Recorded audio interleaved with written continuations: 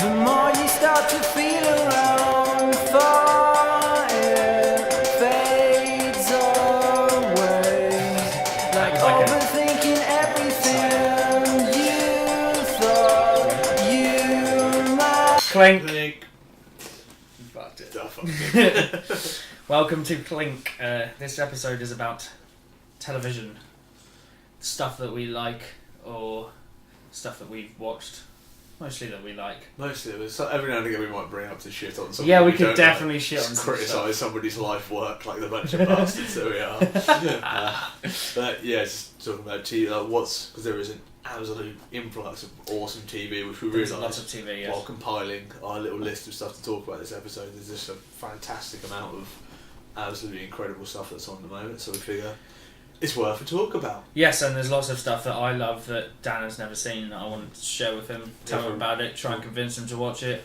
And Game of Thrones season 7 has just finished, so we're going to talk about that. So spoilers. If you're halfway through your favourite show at the moment, there is a chance we will talk about it on this. So if you're halfway through something, then maybe most of the shows are fairly old, but some of them are kind of current-ish. Yeah, so don't get shitty about it if it's spoiler alerts. Spoilers! Spoilers. Ow, my spoilers eye. ahead. Spoilers in general, spoilers for most. I didn't drink after our cheers, which is bad luck or something. Fucking bastard, want to redo it because I fucked it out of it. Like, oh, that is good. I love it. Wonderful. Cool. Okay, so let's jump straight in. Game of motherfucking Thrones. Yeah, what should we actually say about it? Right. Okay. Well, I'm a giant Game of Thrones nerd. Yeah, you know more It's than me. books, maps, story histories of the actual books, the fucking lot, the spin-off sequels, or not spin-off series sequel, obviously, spin-off series, spin-off books, everything and anything Game of Thrones I'm an enormous fan of. This was a bit of a weird series for me because it was the very first one going in. I had no idea what was going to come up.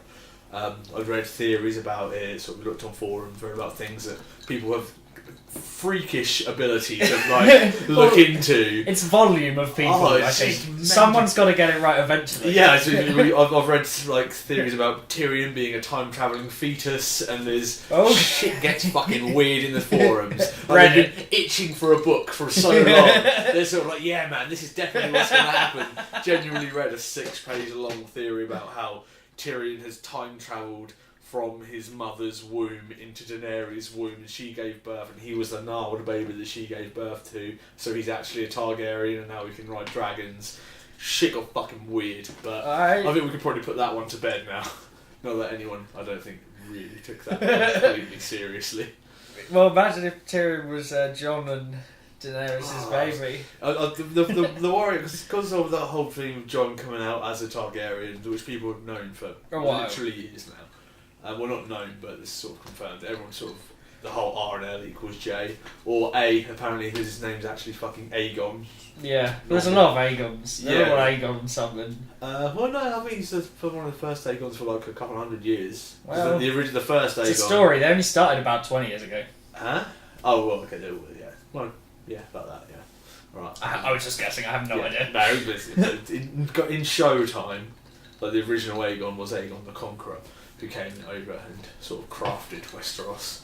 It is being a bad man with this fucking giant dragon called Balerion the Dread.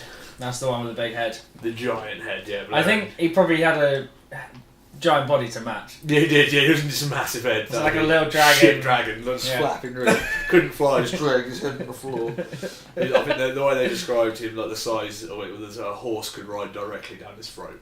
That's how big he was. So Daenerys dragons are quite small in comparison, but yeah, he was the real big motherfucker. But so that's the relevance of Jon's name, I suppose, being named after the original Conqueror. Yeah, which might not be a good thing. Oh, he's gonna die. I hope he does. Jon. Yeah, I don't know. If Jon. I think Game of Thrones sort of lost its balls a little bit this season.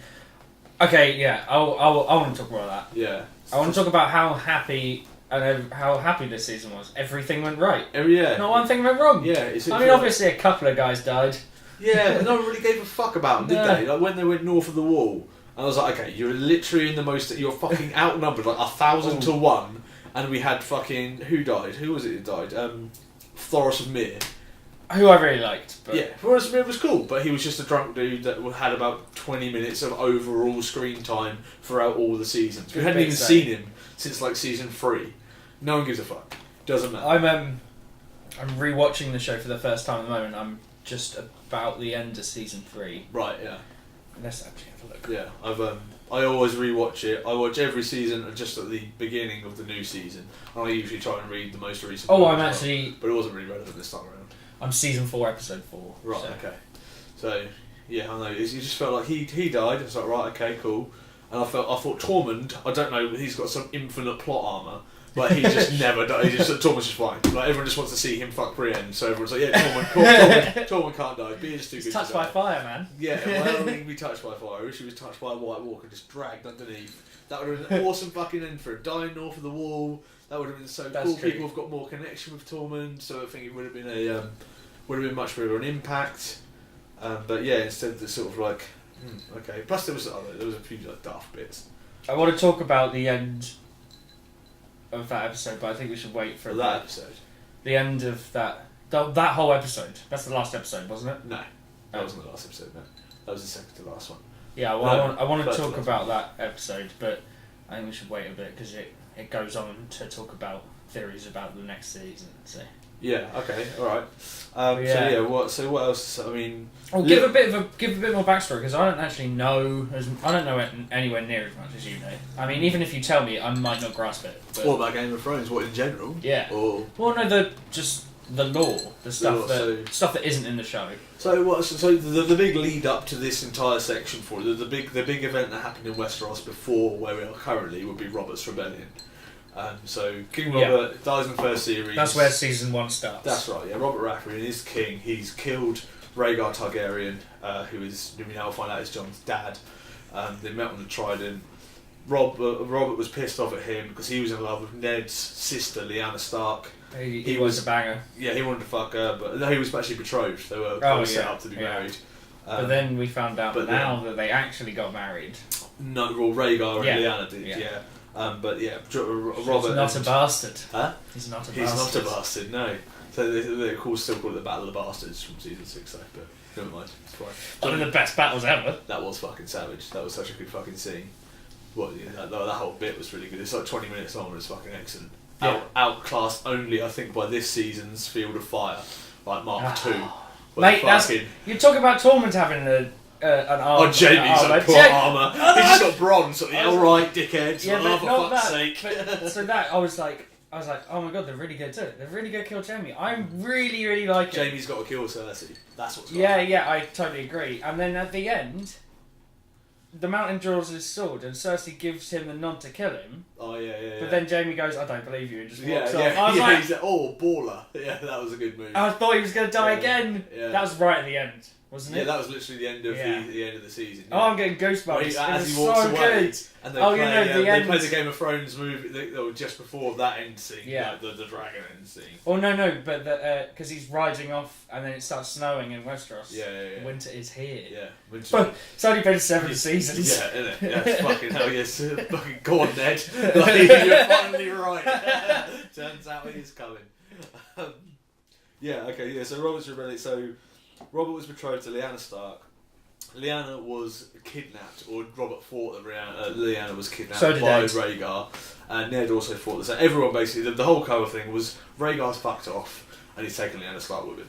So the idea was that he's been kidnapped. Robert raises a big old army. Baratheons are a powerful army. He merged with the North because him and Ned were buddies. Yep. And they sort of... When did they become buddies? When they were childhood friends. Oh, okay. Because Robert's been connected with Lyanna for since they were sort of being kids. And I think... Where's Robert from? Robert from? So Robert's Baratheon, so he's from the Stormlands. Which is where? South. So if King's Landing was here, so if King's Landing was Dover, then he'd be from Portsmouth. Okay. That sort of way. It's further south, so the Stormlands is further down but further over. Okay. It's more like southwestish. It's hard to sort of pitch it. How did they become friends when he's from all the way down there and obviously Ned's Ned's from Winterfell. From up north, where they travel around, they squire at different castles and shit like that. Oh, they were squires, weren't they? Well, no, I don't think Ned was a squire. Wasn't he? No, Ned and his brother, I think they were mostly at Winterfell. I think there was something to do with their parents. I can't remember Robert's parents. People always say stuff in the show, and then afterwards, when they kill the guy, they're like, "Oh, I was lying." Yeah, it's that sort of shit. Yeah. But yeah, so yeah, all that sort of the army came up. Obviously, the Targaryens rose up. Ned was pissed at the Targaryens because they burnt his brother and his father alive. Yep. Because the Mad King Aerys was obsessed with fire and setting shit on fire. Which obviously we're finding something that Cersei is now taking on board after the whole blowing up of the Sept and R.I.P. Marjorie Tyrell. That smirk though. I love her so much. So yeah, she's so good. That's most of that, and obviously that's the big thing that came from it. When Robert. Do you think they'll do that as a spin-off after the show ends? There's talk of it, but I think they should. I think it'd be cool. I don't know if they do it as a spin-off series or if they do a movie for it. If they did a movie, I'm not on board because there's too much going on to explain it concisely. I'd be up for like a 4-part. Hour and a half long each episode. Yeah, I'd definitely be down for that. Like just a couple of mini-series, I think, to give more depth really to everything. But I wonder if I think Game of Thrones is one of those things that if you continue to create the content, people will continue to consume it because there's so much going on. That's why I think people are gonna. I think there's money in it. Yeah. I think they're gonna continue after the story's gone. Yeah, you reckon? Yeah, for sure. I mean, why wouldn't they? Well, they've got one of the biggest shows of all time. I mean, they could there's so much stuff that's already written for it. I mean, the lore is just massive. Yeah. You could go back to Aegon's conquest. You could talk about the Dance of the Dragons, the whole Summer Hall thing, everything that happened in Dawn. Anything that involves dragons would clearly just be a hit. Because Dawn didn't fall to the Targaryens, did it? No, that's it. Yeah, Dawn was one of the only ones that didn't fall to it. However, they did get their giant sort of one of their hubs, which was called Summer Hall, got burnt the fuck down by dragons and shit. So they formed an alliance with the Targaryens, had a bit of an understanding. Right. Like, just sort of like leave us to our own little Spanish sex holes kind of ways. Yeah, exactly. Yeah. And they loved sex. Oberyn loved sex. Oberyn was just fucking. Oberyn didn't give a shit. He was like, oh boys, why choose? Yeah. You're limiting yourself of half of the world's pleasure. Yeah, I just watched that. Just watched that one today. I think fucking Oberyn's a bad man. Well, it was. Well, yeah. See, that's the thing. That's what Game of Thrones did. They made you love a character so much and then took him away from you. Yeah, that's why they haven't done that. They haven't done that this season. Because Littlefinger died and everyone was like, "Fuck him, who cares?" But how good was it? Just psycho Arya. This is Arya, dead-eyed, fucking psycho Arya. Fuck you. Like, she's gonna be just wearing Peter's face. I was so. That's it. She can get up to some shit now with Littlefinger's face. Ooh. I think that's one of the more interesting sort of aspects of that. Didn't think about that at all. Yeah, she's got she's got access to that. Obviously, he plays two sides so well. I can't remember what his relationship with Cersei's like at the moment. I think he's still all right. I think he's still sort of in Camp Cersei, but I don't think that's going to be too much of a problem, too much of a impact anyway. Because I'm quite convinced it will be Jaime that kills Cersei. I hope so. There was a big foreshadowing in like episode 2 of this season, or episode 1 it might have been, where they were standing on that big map of Westeros that Cersei had painted out, and Cersei was standing on the area of the map called the neck, and Jaime was standing on the fingers. Okay. So it was sort of Jaime's the fingers, Cersei is the neck. I don't know if it's a bit of a stretch, but I thought like they're so quite clever with this shit. Yeah. And if Jaime strangles Cersei with his golden hand, that would just be. You'd have to get a strangling one made. He's one who's shaped like that to hold a sword. He can't hold a sword with his golden hand. I think I thought it was just like a. Oh no, you might be right actually. Yeah, I don't think it's like this. Maybe he's got like adjustable. He's like fucking. He doesn't have like a wanking Inspector one. Gadget. Like he just takes it off and just puts a bundle of sword on the end of it. Yeah, why hasn't he done that? Oh. Just had like a blade one made. I've been watching Gotham. I've been catching up with Gotham, and everyone's got an arm with an attachment now. He should definitely jump on this shit. Definitely get an attachment made. You get your strangly hand, or just like a noose, so you just like loops it over her head and then pulls his arm. Oh, good shout. Yeah, I mean, she's not exactly a fighter, is she? Who, Cersei? I mean, she's a horrible cunt, but I think Cersei's brilliant. She's so fucking good. Oh yeah, no, I've liked her ever since Shame. Oh yeah. Oh, the Walk of Shame, or since she fucked up that. Both. That's good, wasn't it? Or where she just Her trapped him revenge. put him in the room with the mountain. Yeah. Shame.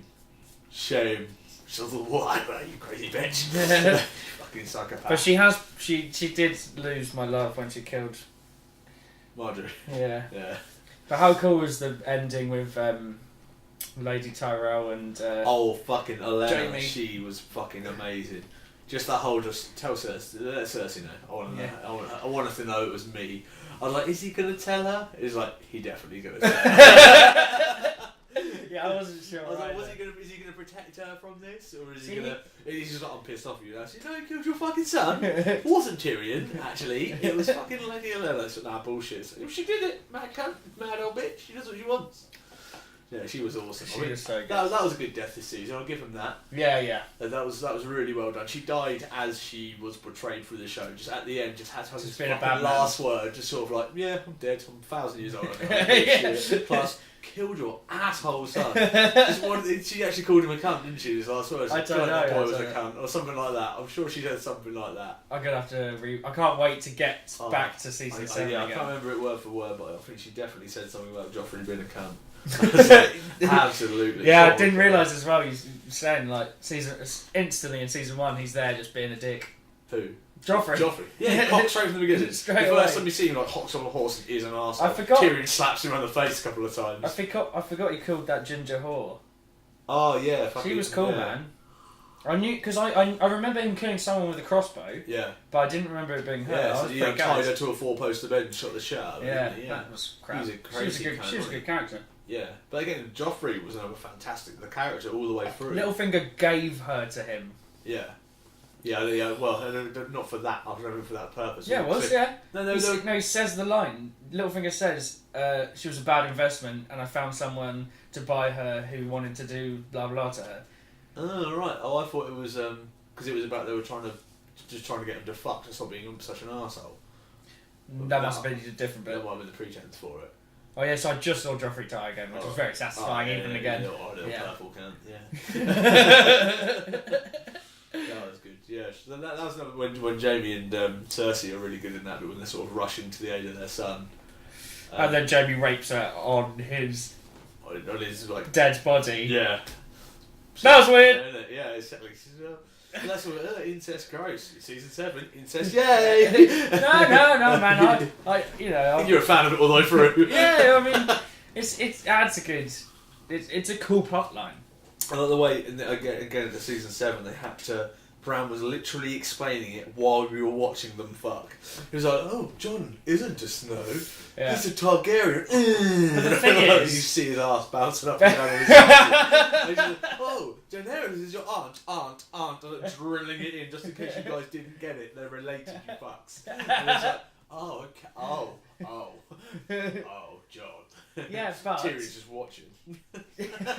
Bran and that was weird. Yeah, strange, wasn't it? Well, he wasn't actually watching; he was just listening. Yeah. At the end of the corridor, corridor, he's like, "I cannot have a child." John's like, "Challenge accepted." But yeah, wasn't Bran with Jon when Bran already knew a few scenes before? Yeah, well, there was a slight overlap, I think, where Bran... No, Bran knew, man. Bran rocked up after Jon left through Dragonstone. Sure? Yeah, I'm pretty sure. Okay. But apparently Ravens can go fucking anywhere, so for sure... And at the speed of light. Yeah, fucking like teleporting Ravens. Like Littlefinger's the only thing that moves faster than Ravens. Littlefinger's I'm in Winterfell, where is it? I'm in King's Landing, I'm in the Eyrie. Like, what the fuck are you blinking all over the place? While all the White Walkers just shambling along at a glacial pace for the entire 6 seasons. I might just I'm just going to talk about it now. Right. The final bit. Yeah. Right. So the reason this theory gives a reason to the reason the White Walkers have been so slow. Right. Which is that if you look at this, there's a scene of all the White Walkers gathered around that rock on the Last Stand rock. The rock that people think is the one that Bran saw in the flashback where the Night King was created. No. Okay. You know the Last Stand rock where they're all John and everyone. Well, Hannah's like throwing rocks at them and shit. Yeah. Why not? He's a cunt, Piss him off. Stupid cunt. That rock, a few scenes before, all the White Walkers are gathered around the same rock. Right. They were waiting for him. They knew that they were going to be there. Right. Okay. So basically, the theory is that the Night King can walk as well. Okay. Well, no, he's a green seer. Green seer, yeah. Yeah, so he can see the future. Yeah. But he can also walk because that just makes sense that all the White Walkers can walk because that's how they sort of control their groups of. Yeah, the groups people they've turned. The others who are the guys in the sort of the white. The whites. Yeah, and then you've got the undead. The whites are the undeads. Yeah. The White Walkers are the ones that control them, and the Night King's the leader of the White Walkers. Yeah. Yeah. So basically, there's a scene where they're all gathered around that rock. Yeah. And I didn't notice it, but then I looked back and I was like, "Ooh." Well, so basically, they knew that they were gonna be on that rock. Yeah. Right. The White Walkers knew. The Night King knew that John and everyone were gonna be on that rock. Uh-huh. We know that. Yeah. Because it sort of shows you. And the only way to do that would be to be a green seer, is that right? Yeah. Green sight. He has the green sight is the skill, green Yeah. seer is the person who does it. Right. Yeah. And that would be... And obviously, so you've got... And when they are on the rock, and you've got all the White Walkers around them, and all the whites and everything, and, later on we see the spear being thrown. Why didn't that guy just be like... Because or throw it at the static dragon, which is the one standing. No, when there was no dragons. Sorry, this is before the dragons. That's what I'm saying. When they're standing there and they have the big face-off for all overnight before the dragons get there. Yeah, the one that's apparently overnight, but we don't. It's not. It's a scene. Yeah, it has to be overnight because it's taken a raven to fly. Gingrich run down to Eastwatch, sent a raven down to Dragonstone, which is about as far south as you can get. And Daenerys is hucked back up on Drogon. All right, fine, and they're just chilling out of this fucking ice, just like so cold. Yeah, exactly. Hamster's been throwing rocks for 3 days, just like freaks. Fucking cunts. Yeah, so they were waiting because they could have murked him at any point. Yeah, they were waiting. What we were led to believe is because they were just falling to the ice. Yeah. But what it actually was is they were waiting for the dragons to come so he could turn one of them into a white dragon. Yeah. Yeah. Because he needed the dragon. He needed the ice dragon to break the wall. So what if Bran is the Night King? I hope he is. Either him or Jon Snow would be good to be the White King. But I think Bran would make more sense because Bran could morph into a White Walker. Well, what a good bit would be if Bran was, if he tried to go back and stop the by walking into the first, the Night King before he got turned, and then when he got hit with the dragon glass by the little guys, Leaf forest people, he then got stuck in the body and had to live out all that life. Hodor. Like that sort yes, of, exactly. That sort of time. So if he walked back to before the Night King into the person that became the Night King. Yeah. What are those small people called? People of the forest. Okay, cool. Oh no, children of the forest. Children of the forest. Yeah. If he walked back into him, but then got stabbed and then got stuck in that body, and then for some reason is like, man, now I'm going to kill everyone, but I'm going to wait a long time. Literal generations. Yeah. And, so that doesn't really work, but it's cool. Yeah, I think they've got to tie back into the whole warging sort of situation. I'm pretty sure Bran, rather than being this hub which everyone just solves their own sort of they don't explain shit. Yeah, Bran just knows it. He can just see it everywhere. Yeah. But that would annoy me if that was his entire plot purpose. I agree. If he was literally just this hub that's sort of but we have to find out Jon's parentage somehow because they haven't. At the Tower of Joy, which is where Jon was born, there was another person there which hasn't come across in the show at all. Who's Mira, who was the chick that helped Bran out. The chick like the long curly hair. Yep. And her brother Jojen. Yep, who was dying. Yeah, who's died. Well, no, they're all dead now, but he was dying. Mira's still alive. Is she? Oh. Yeah. Oh no, sorry. the wildling chick that was also with them at the beginning, that she died. Yeah, I think is she dead? I think we assume she's dead because they captured her at the end of season 6 with Rickon. Because her, Rickon and Shaggy Dog fucked off to this island of Skagos full of cannibals and somehow got recaptured. And Rickon got back. Then Rickon got fucking zigzag Rickon for fuck's sake. It just moved, right? Yeah, just like a little bit of ducking and diving, mate, at least try. But no, it's just directly straight line. See you later. Can't believe that. Can't believe he died. And again, no one gave a fuck because he hasn't been in the story. Well, that's it. Yeah. Another Stark died, but no one has had a word. Yeah, it was wasn't like exactly 3 a red lines. wedding, was it? Yeah. Oh, that much of a shit. Watch that again as well. Oh, that was still so good. Still, like, gave me like tinglies, even rewatching it. No Lady Stoneheart this at all. I think they've written her out completely. I think they have, yeah, because you know what I said. I thought would happen. I thought that Arya was going to take her place and take over the Brotherhood Without Banners. Remember I said that? Yeah, to you? you did. Yeah. But that didn't happen. She just ended up killing the phrase anyway. Well, there's no but that was fucking cool. That she was did well. That was amazing. the first episode of this season, wasn't it? I think so. She turns up. The first thing you see is her turning up, killing Walder Frey, and then she wears his face, and he's not Bolton, mate. He does the whole solid reference. Then she turns up, and then obviously gets them all to drink the poison. Yeah, and later on the episode, and then she's like, meh. Fuck, that was cool. That was so good. Yeah, but she's always been one of my favourite characters ever since. Well, basically, I think season 2 made all my favourite characters: the Hound, Jaime, and Arya. Because it's Brienne and Jaime walking, and Arya and the Hound walking. Oh yes, yeah. And they're just going their separate ways, and it's just a whole season of them keep cutting back and them doing fucking funny stuff and good stuff and really bonding the two pairs. The Hound and Arya was fantastic. Yeah. Just the whole, get needle. What's needle? It's my sword.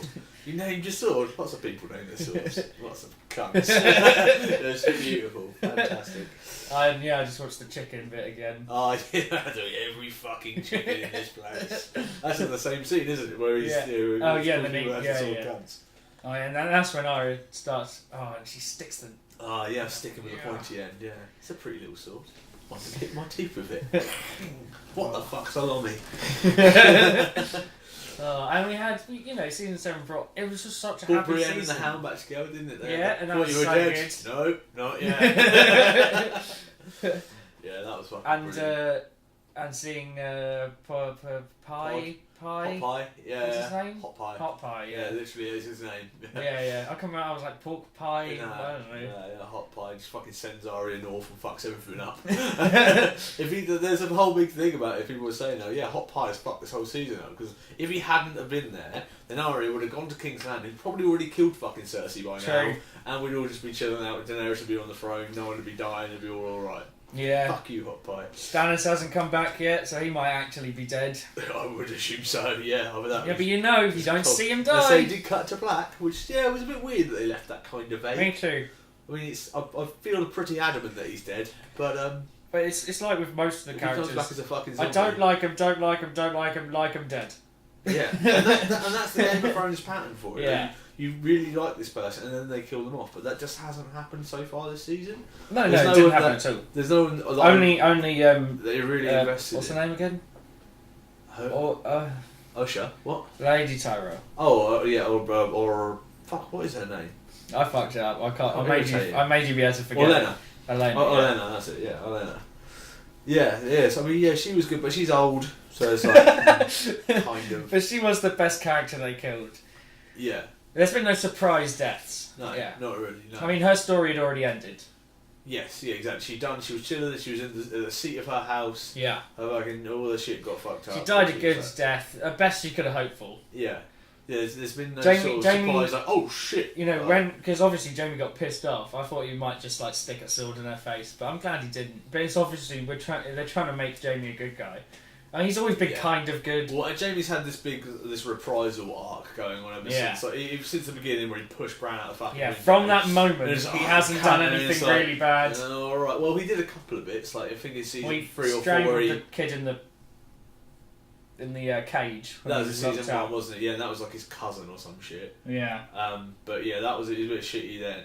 But then in season 2 or 3, it was kind of shitty. Like Edmure, his Karen's sister, who got taken captive, and they were trying to get Riverrun back, and they kept on putting him on the gallows with like the thing around his neck. They were like, "Oh, we'll hang him if you don't give the castle up. We'll hang him." And then Jamie and Bronn rock up with the whole Lannister army. They're like, "What are you doing, you cunts?" I haven't watched that yet, so it must be season 4. Right. Yeah, maybe. It was. I have watched it, obviously. Yeah. I haven't watched it in the immediate. So Jamie's sort of standing there. It's like, what are you threatening for? Like, you've done it for like 3 days in a row. He knows I remember the scene. scene.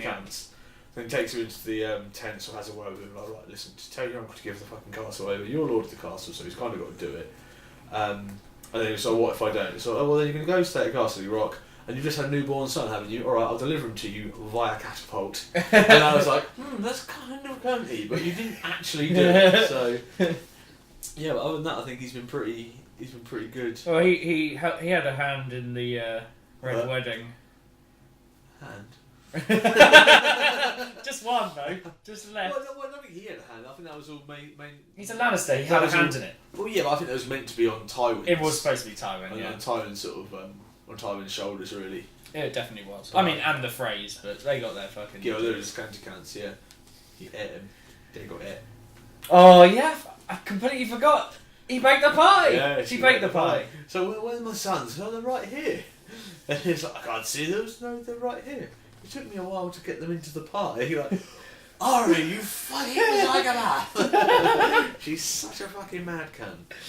Oh, she's so good. Her little bit. I just can't wait until her and the Hound are reunited, man.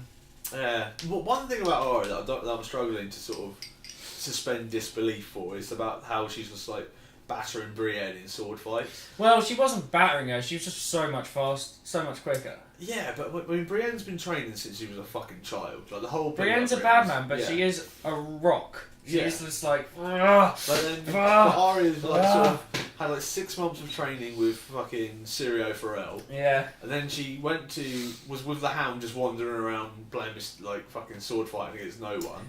Yeah. And then went to Bravos and got the fucking shit kicked out of her with a stick and was blind. Well, that's the thing. Some people think that maybe it was the girl who killed Arya, and the girl's been taking Arya's face the whole time. Waif. Yeah. Which I would hate. I think that'd be really crap. Yeah, I don't think I'd like that. So I don't know what that would add. It'd be pointless. It would make sense, I guess. Sort of like, yeah, that's why Arya's such a badass now. It's like, fair enough. But yeah, I don't know. But I don't think that she was. I think she was just ninja-y with Brienne. She moved around very well. Did the whole water dance. She was like, me, you know, and she did. She wasn't like beating her down. She was just like, look. She was like, look, you have your sword here. You could cut me in half, and I can poke you. Yeah. I think it's a lot easier to poke. We jabber. That's a strange Scottish accent. We jabber. There's no Scottish people. Scottish people. Everyone north in Game of Thrones is Scottish. I haven't all got like Scottish accents. There's been a couple of actual Scottish actors in it that are playing British people that I didn't notice until I rewatched it, which is quite funny. Doing really unconvincing, weird southern accents. Wow. Like who? Oh, just like random people. Random people. Yeah. They had like a couple of scenes at the most, yeah. Speaking of random people that had us in the scene, Macedon. Yes. Macedon has White Walkers. Again, this is their second time they've been White Walkers, actually. Second time. It's pretty fun. Yeah, I didn't, I was just like... But they were gone. And then you sent me a picture and I was like, it was them, yeah. I didn't care enough to go back and look because I think I already saw them put a thing out saying that they were going to be in it. I was like, probably them. I didn't care the first time, don't care the second time. No, I care a bit. It's cool. Yeah, it's just weird that they get to be in it. But I'm sure there's hundreds of bands that'd be like, I'll be in Borgo. Yeah, I'd love to do that. To look the part. Like Macedon just walk out of bed, so like, yeah, you're alright. Put this fur coat on, you'll be fine. But isn't it only Brent and Bill? No, I think they're all in it. Were they? Oh. Yeah, it's just sort of hard to tell. I can only see Brent and giant Bill. Humans. Well, Brent and Bill are both ginger, so it helps. Yeah, I guess so. Yeah. Easier to see. Just by fire, motherfuckers. Yeah. Yeah. So the end obviously being with Viserion taking the wall down. Yeah.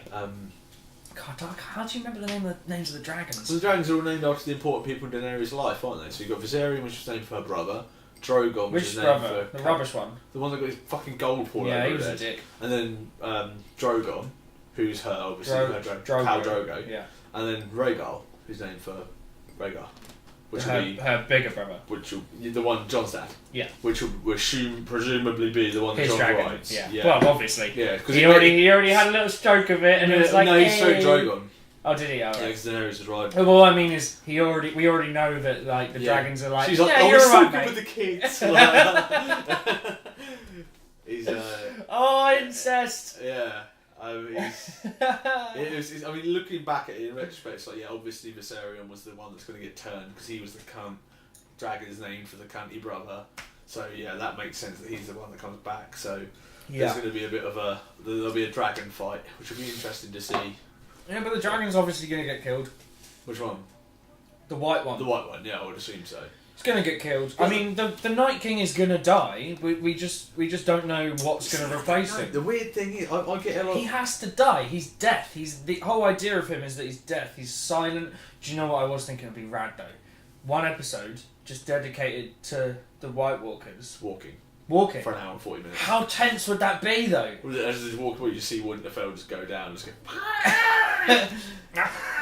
Or just something to add like loads and loads of depth to that army, but no words, obviously, because that would be rubbish. Yeah, yeah, they can't be sort of nattering. All right, mate. Yeah, you know. It's taking a long time to get here, isn't it? It's like, yeah, really long time. My fucking feet hurt. Yeah, I only got feet. Exactly. I've just got Dennis bones, just man. dragging myself along, just holding to the back of this giant, just pulling me along. Oh, giants. Why are they all dead? It's so sad. It's cool that they're dead though. They're called giant zombies. No, it's just sad that all the giants and there's no giant. The race has died. Yeah. Well, I think it's. Do you remember when the last giant died though? He Yeah. was such a bad Got man. his way, got right through to Winterfell as well, didn't he? He got like Fucking boss. 600 arrows Yeah, in didn't him. give a shit. More yeah, than he that, looked like a probably. porcupine. Yeah, he was so cool, Yeah, that he was dude. like old. God, what was his name? No, 1-1. That was his name. What? 1-1. 1-1. 1-1. Yeah, WUNW. He had a longer giant name, but they always called him 1-1. Right. And the whole thing is that John was the only one that could really communicate with him, or the only one of the Night's Watch could communicate with him. It was pretty cool. But yeah, 1 was a bad man. Yeah, he was so good. That and the giant in the fucking, I think it's end of season 5, Oh. had a fucking cross giant bow Oh, and arrow. yeah, that was It just sick. set that was one of the best bit of cinematography in the show. That fucking continuous shot where you see that you follows the arrow up, shoots the dude in the fucking air, and the shot pans over the wall and back down, lands in the battle in Castle Black the other side. Yeah, that was cool. That was cool. I like that. What? And that continuous shot in that scene as well that followed around the entire battle of Castle Black. Well, that's talking about amazing shots. There were a few good ones. Obviously, the CG in the first White Walker battle when they're all fucking climbing over the hills. Oh, and hard just- home. Yeah, jumping off the cliffs and come up the walls. That was fucking sweet. That was rad. And Battle of the Bastards, just so well shot, because obviously they don't have thousands of horses that they can just flop over, because horses die a lot if you fall them over. You fall them over. Yeah. I've fallen over the horses. There's so many horses are smashing each other, Yeah. so obviously a lot of it is CG, but it was really well done. There's been plenty of questionable CG. Like, I just want to pull up something from I think season 5 or 6. You know when Jaime and Cersei's daughter get killed by the Dawn? Oh yeah, Marcella gets killed with the dawn when she gets the she's poisoned as she's off the. On the boat, there's a conversation between two people on the boat, and it's so obvious. No. Neither of them are next to each other. Jamie and Marcella. Yeah. When he's telling her that he's her dad. Yeah, right. They are not in the room together. There's really? not a chance. That'd be weird. They I don't they were obviously in different locations shooting different places, oh, okay, yeah. or one of them wasn't available on the same day or something. If you're on fucking Game of Thrones, be available. You can. Really? I haven't looked it up, but this is something I remember from like 3 years ago, and I was just like, there's not a chance they're in the room. It just doesn't even look like it. I could be completely wrong. You guys look it up. I don't know. Yeah, so we're talking about the scene where with Marcella. That's exactly. You know exactly. Jamie's what I'm just talking rescued about. Marcella from the Dornish, but She's dying. Elia gave her the kiss before she went into poison. Yeah. Very touching scene. That was the last. No, it wasn't the last child. No. The last child jumped off. Yeah. Jumped out. Oh, so good. Wasn't it? That was good. almost comical. How could he just look off window, fuck you? Like, no, nothing. Just went straight out. That's what I mean, man. Cersei shouldn't be such a bitch. Well, yeah. I was just about to say it wasn't really Cersei's fault. It definitely was Cersei's fault. It was Cersei's fault. Completely She Cersei's fault. blew up everyone. Fair play. Yeah, she did that. Sorry, I was going to say earlier, which king drank wildfire? They said it was Ares. Oh, did they? Okay. Yeah, the mad one. The mad one, yeah. He is pretty mad. Yeah. But he didn't drink it, obviously, because drinking it would kill you, right? Well, I mean, the idea is Targaryen, sort of somewhat immune to fire, but Yeah. George R. R. Martin has... But isn't it like every now and then they're immune to fire? Because otherwise, the guy with the golden head wouldn't have been so dead. I mean, I suppose he didn't really die by fire. He was covered in molten But gold. it's hot. Well, yeah, it's hot as fuck. It's not fire. Yeah, I Like, know, but you know, fucking Suffocation. Daenerys doesn't care about hot. It's a weird... It's a bit hot. It's fine. He's basically come out and said like that Targaryens aren't immune to fire. But it's like, well, Daenerys seems pretty immune But so to was fucking the fire. Conqueror guy, right? Aegon Conqueror, no. Was he not? No. But he There's was, no but he mention was of just it. rabbed with dragons. Yeah, well, they're one. They all have one dragon. You can't be riding with all the dragons. You have one specific dragon that you ride. But he was buddy with the dragons. Well, he has had the biggest fucking dragon. He also had like hundreds of dragons. No, he only had one dragon. But didn't they breed him in the in King's Landing? Not at the time. They bred him in Old Volantis, Oh, where okay. the dragons came from initially. Where we see Old Volantis with the stone men. Yeah, where there's- they grab. Yes, materials that's and a really cool place and a really cool scene. Yeah. That bit, but Yeah. it doesn't happen. Never see it anything again. We know that There is a little theory about the Stone Men and the White Walkers having some kind of connection. Oh, really? Well, I mean, there's so much. Oh, cured by obsidian and all that sort of shit. Yeah, well, that. But there's so much mirror image stuff in Game of Thrones, isn't there? Yeah. Between like the North and the South. Ice and fire. Exactly. Yeah. So they could be like the Sandish equivalent. Sandish. Well, you know, you got the bastard Sands and the bastard Snows. Oh, That's I what they're see. called, aren't they? Oh, it depends where you have a different name depending Yeah. on where you were born. Yeah, you have stone, snow, sand. Yeah. Water, iron, I guess. No. No, because iron's a good thing, and the Yes. Ironborn is a good thing. No, fuck What are the knows. Ironborn bastards called? Ironborn bastards. I couldn't tell you off the top of my head. Rain.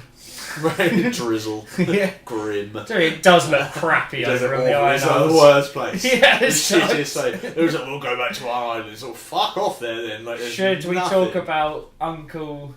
Oh, Euron. Yeah, his His entrance. oh, yeah, on the boat. Yeah. Fuck, how cool was that? How fucking good. Best villain entrance ever. Yeah. He's fucking centered himself with the bow of this boat. Ah. Axe in hand. Absolute mad cunt.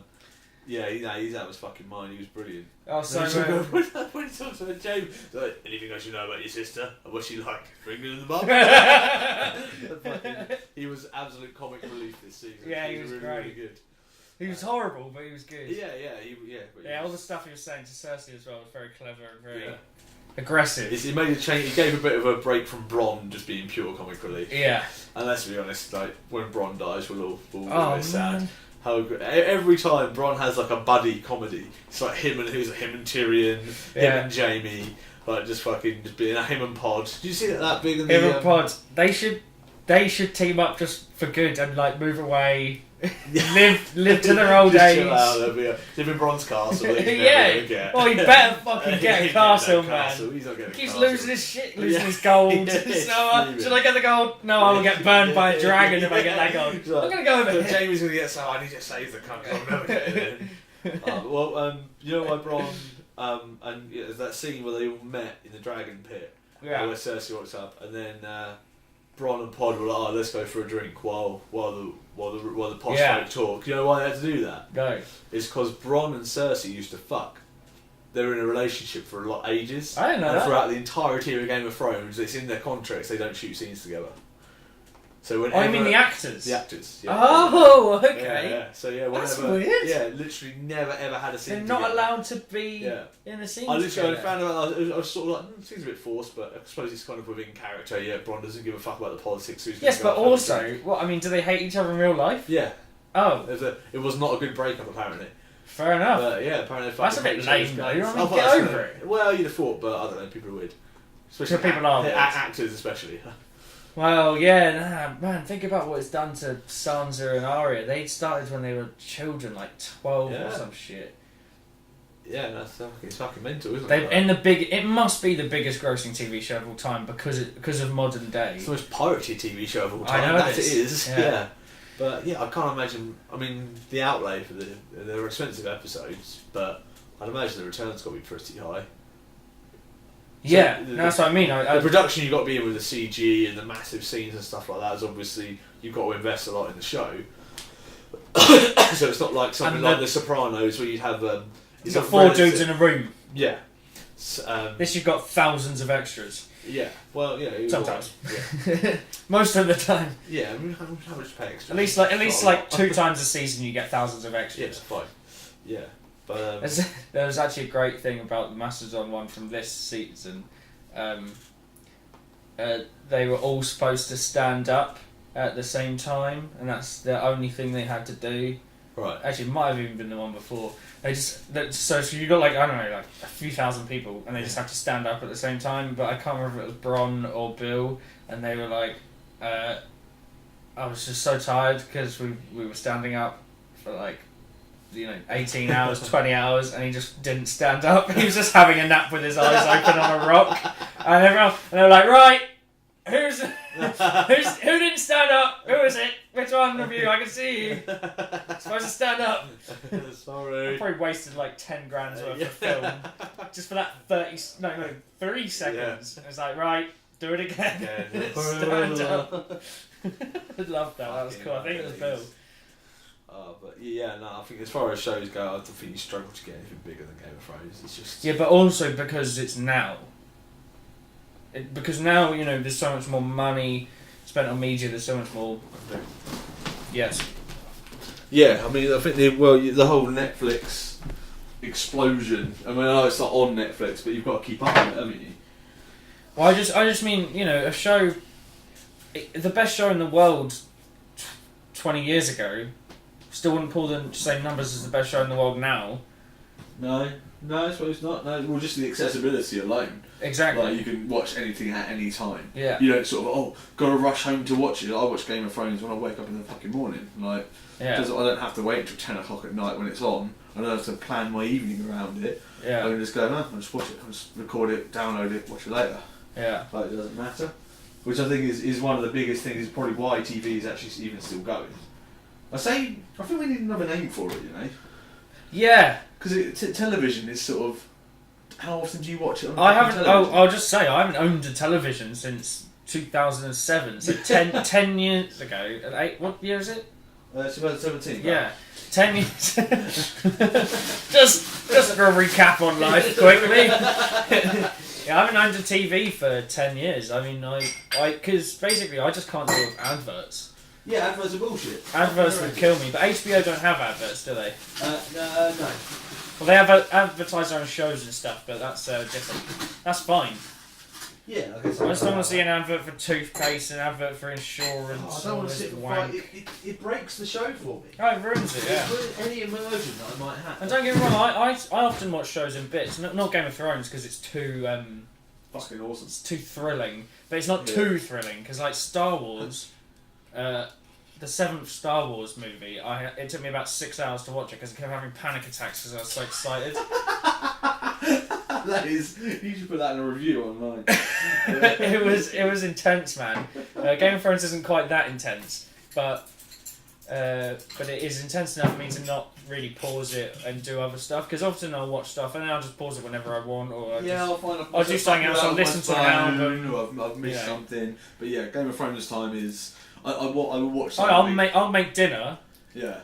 And get ready and watch it. Yeah, exactly. Yeah, it will be something that I do. Yeah. But the point is, you can do it whenever you want. Yeah. Yes, of course. It's convenient to you. You're not like, I remember back in the day watching something on TV like. Oh, you missed it 1 week. You're fucked. Yeah, well, or a film's coming on or something like that, and you're rushing around in the kitchen trying to get dinner together, or trying to make your drink quickly. You're rushing down. Oh, it's starting. Oh, I missed anything. It doesn't happen anymore. Just fucking pause it.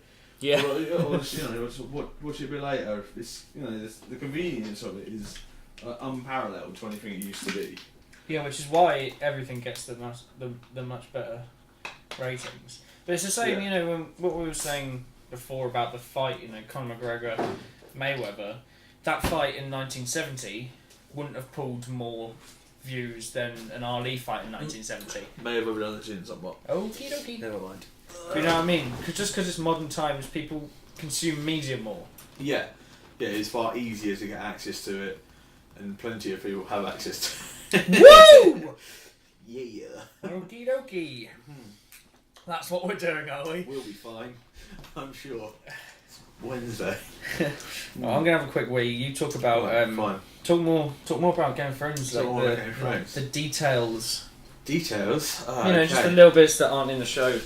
Give me more insight. Well, yeah, I mean, it's difficult to sort of go from it because obviously, so one big thing that won't have been mentioned at all in the show would have been a separate Battle of Fire, which is happening in Marine.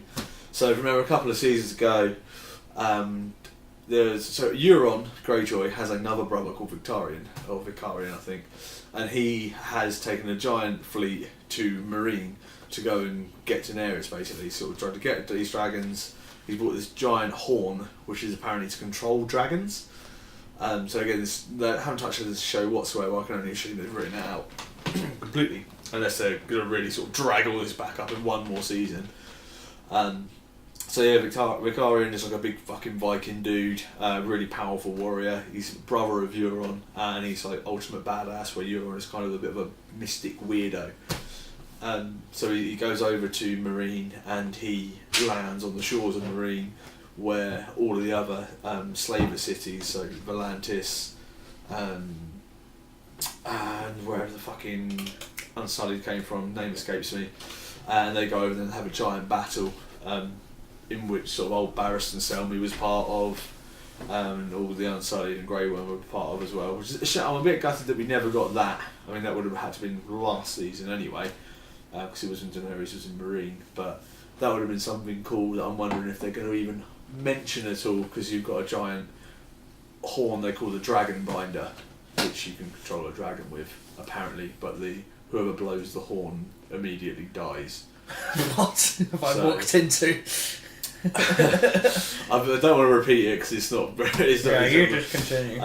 But yeah, I'm wondering if that's going to possibly have something to do. If they're going to even tie that in, because there's a lot of reference to horns in the in the show. There's meant to be this Dragon Binder horn which you can control dragons with, and there's the horn of Juraman, which is meant to, if you blow it, it takes the whole wall down, like the wall in the north. Ooh. But obviously, giant ice dragon has sort of negated the need for that somewhat. Yeah, he covered that, didn't he? Yeah, he didn't really give too much of a fuck anymore, does he? So the thing is, it's made out of ice.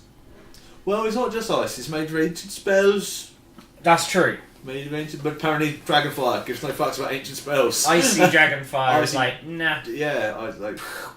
Well, it was a pretty cool scene. That was fucking rad. Yeah, it was really good. That was a bit lame. It was blue and stuff, but I liked the way that. I thought that was cool. I was like, it obviously has to be. And I like the way he moved. He moved so creepy. Like the dragon was animated and moved in a creepy way. I didn't notice. He was super fucking quick when he rocked up to the wall, which would make sense. You're undead. You're unencumbered by fatigue and things like that. And then at the end, when they were all marching over the remnants of the wall, and he sort of like slowly like glides down, and that was kind of badass. And right, so is he going to still grow? Because I know that when a White Walker touches a human, yeah, they still grow.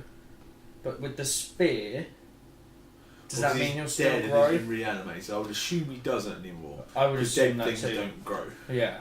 I would guess that would be the idea of it. I mean, I think the growth of a dragon, because he's a smaller dragon than Drogon anyway. Yeah.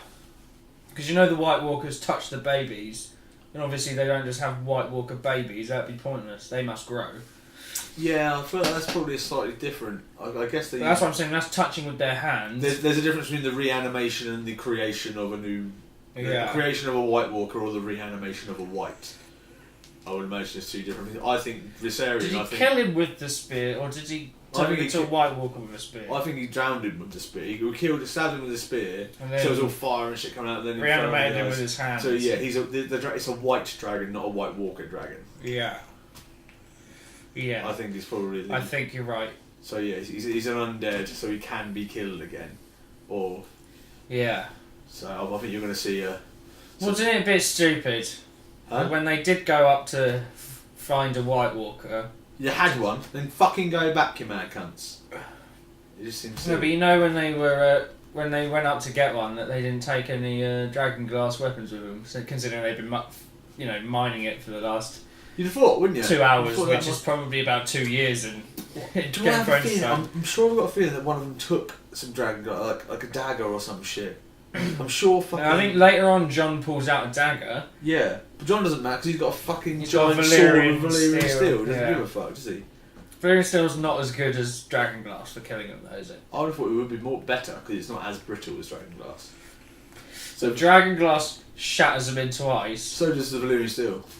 Oh, I've seen. I'm sure there's been scenes where they just turn into piles of bones. Well, yeah, that's when they kill the whites with it. They turn into piles of bones. When he kills the White Walkers, because John's done that a couple of times. The Valyrian like steel. slush through with Longclaw. Right. So yeah, I think the Valyrian steel is weaponized obsidian or dragon glass. Yeah. Who's got a Valyrian steel sword at the moment? Brienne. Yeah, Brienne's got one. Jaime's got one. So Brienne's got Joffrey's. Yeah. Oh. Because Jaime gave Brienne one. Did he give him? Did he give her his, or did he give her I think he might have Joffrey's? given her his because he's sort of like, I can't use it. So yeah, don't know what Joffrey's is then. Well, I'm assuming Jaime's got Joffrey's. He probably would have melted it down and made a new one out of it. You'd have thought so. Joffrey's a prick. Like, non-country sword. That's the thing though. Not even Jaime and Cersei like Joffrey. What was Joffrey's called? Widow's Wail. That was it, wasn't it? Something stupid. And then I think that was it. Sam Tarley's got one. Or because he nicked his dad's one. Heart's Oh, I remember. Yeah, he Heart's got it Mane. off the Heath, didn't he? Yeah, of the hearth. Yeah. Hearth. Yeah, so he's got one. Yeah, obviously Ice is gone. We don't know where Dawn is. Dawn wasn't Valyrian still anyway. That would have been. Yeah, I don't know. Who else has got a fucking. Oh, we've got the dagger. Arya's got a Valyrian steel dagger. Yep. So that's going to come Rubbish. into Though. it It at looks some so point. stupid. It's like, ooh, make it fancy. It looks rubbish. Yeah, it looks stupid. Needle's better. But that was in Needle has changed the shape book so many the book times. that Sam was looking through. Was that dagger in it? The dagger was in that book when he was talking about dragon glass. Whose dagger was it? Littlefingers, yeah. So yeah, they just call it the cat's paw dagger, but I don't really understand. I don't know what it's put. It might end up being a part of. It was a part of like Dark Sister, which is one of the old Targaryen swords or something like that. Right. But the idea is that the Valyrian sword has been sort of scattered about. Who the fuck else has got a Valyrian steel sword? To be fair, Eddard's was stupid big. Ice was retarded. It's like this wide. Yeah, it was ridiculous. Yeah, it was ridiculous. He killed one guy with it. Yeah. The guy and then got killed with it. Yeah, oh, that was sad. Yeah. It was karma. Yeah, but what do you expect, But yeah, that Ice was a ceremonial sword, though, wasn't it? It wasn't made for fighting. It was just made for fucking shit up. Being a big sword. Yeah, and it was cool. You know what I was gutted we didn't see more of? Gendry's fucking hammer. He boffed a couple of dudes with it. He did got off the batter a couple wall, of and people. dropped it and ran away. Well, the hound took it off of him. So you'll be fast. Oh, the Tormund did. So you'll be faster without it. Yeah. Then he fucks off. It's like, yeah, you'll be faster going that way to the place you've never been before. It was a bit silly being like, just the fact, they could have just made him good with a sword. I mean, he's a smith, he could have just practiced. No, I got so excited when he picked the hammer up. when Davos was sort of like, oh, you got your sword. You're going to go with a sword. It's like, no, but pick this up like this. I know. Or it's like, oh.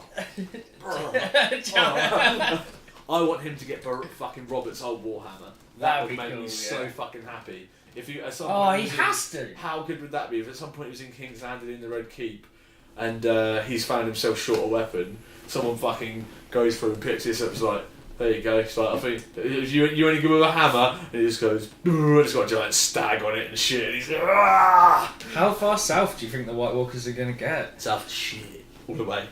Well, they're not going to go all the way, are they? There's like no point in going past King's Landing. Go to Dawn. Fuck Dawn up. They're not going to fuck Dawn. Fuck Dawn up. How are they going to get across the sea? It's all attached-ish. Is it? Oh, I thought Dawn was not You can attached. get to Dawn, but you have to go like round and down. All of Westeros is attached. It's all one thing, apart from obviously the islands. Yes. But yeah. Islands notoriously not attached. Not attached. Yes, it's one of Well, their. they are attached underground. Yes. Well, Undersea. One of their factors. Yeah. Man, my neck's killing me. We came straight from jiu-jitsu. Joe's doing very well. Having a lovely time. Yeah, 5th time. Yeah, good. That's a solid segue there. Well, we have done an hour exactly on Game of Thrones. I knew we were going to be fucking ages on Game of Thrones. Alright, cool. Shall we maybe start talking about maybe something else? We can go back to Game of Thrones, yeah. I mean, there's so much to talk about still. But it's mostly us just fanboying out. Yeah, 100%. That cool shit that's happened. I could do 25 2-hour-long podcasts about fucking Game of Thrones. But, okay, cool. We can definitely always go back to Game of Thrones. So, what you've been watching recently then, Joe? Right, well, I would like you to watch a couple of shows. Alright. We're not going to make you watch while I watch them. That would be extremely dull. No, we're going to. No, but basically, these shows are just so good. Some of these shows that I know you're going to mention are definitely ones that are on my radar.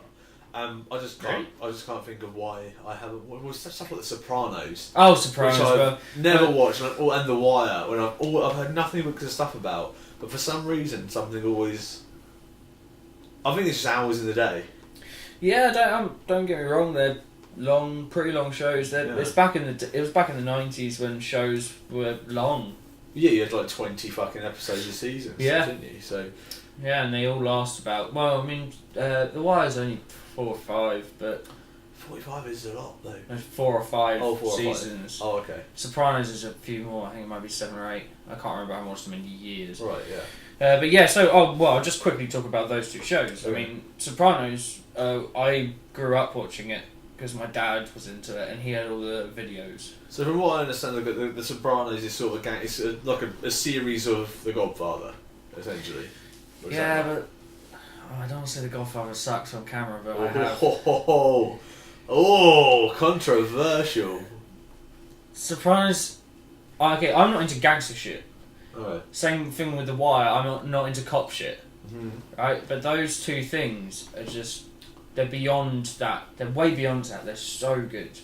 Sopranos, yeah, it's just a gangster show, but it's clever, it's funny, it's dark, it's got incredible actors in it. It's the dialogue, I think, that is the big incredible dialogue. In Sopranos, and I love dialogue heavy shows. But there's some fantastic actors in it, you know. Yeah.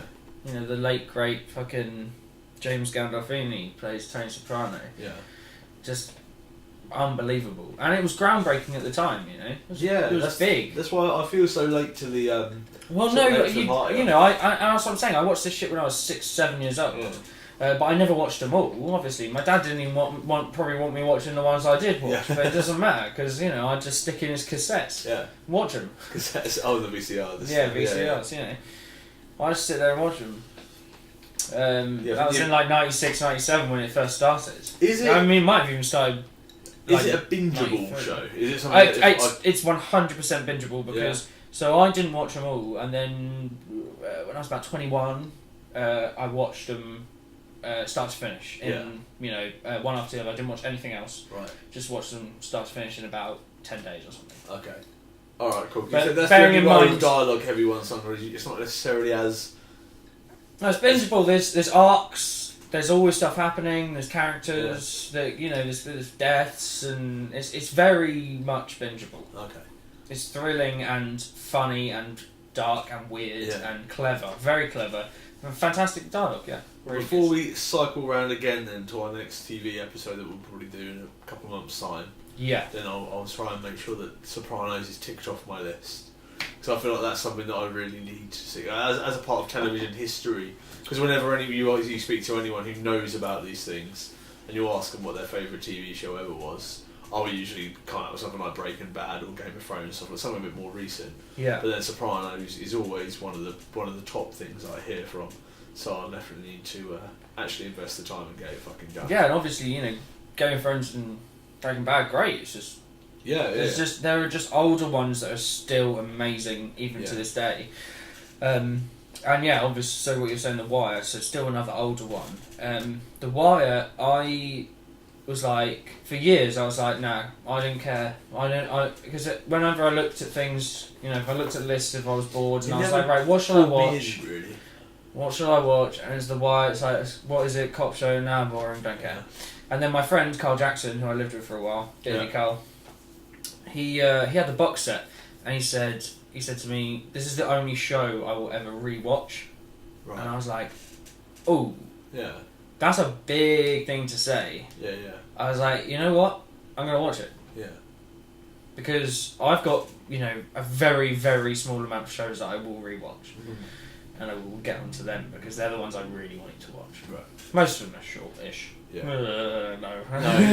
One of them is short. One of them is one season long, and I'm very gutted about it. But these are more modern. Those are more modern shows. But these older ones like The Wire and stuff. But basically, I watched it and I just fell in love with it. The acting is incredible, right? So the producer writer guy who did it. Yeah. I think for 4 years or more. Could be 7 years, but I think I might be getting confused with Tony Jaa. They're very different people. Yeah. So I think this guy for 4 years went around Baltimore, which is where it's set. Yeah. And got stabbed repeatedly. No, he just went there as a journalist, sort of kind of guy writing this story, and just met the local people, listened to all their stories. Yeah. And all that stuff is in the show. Right, so you've got these incredible characters that aren't necessarily based on one person, but might be based on a combination of people. Yeah. He's obviously taken these influences, which are real life influences. Taken loads of real life stories and real life stories that he's heard from people and put them in the show. Made them palatable so you can actually follow a story. Yeah. Rather than go and I saw a guy and he had 7 feet tall and he had tentacles for eyes.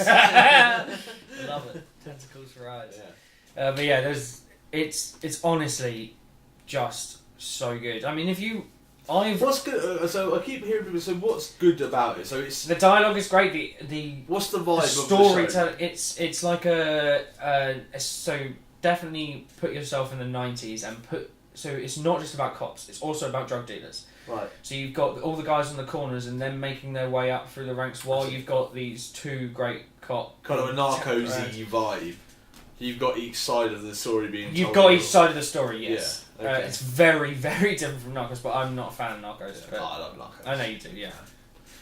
I watched when it first came out, I watched the whole first season and it didn't capture me.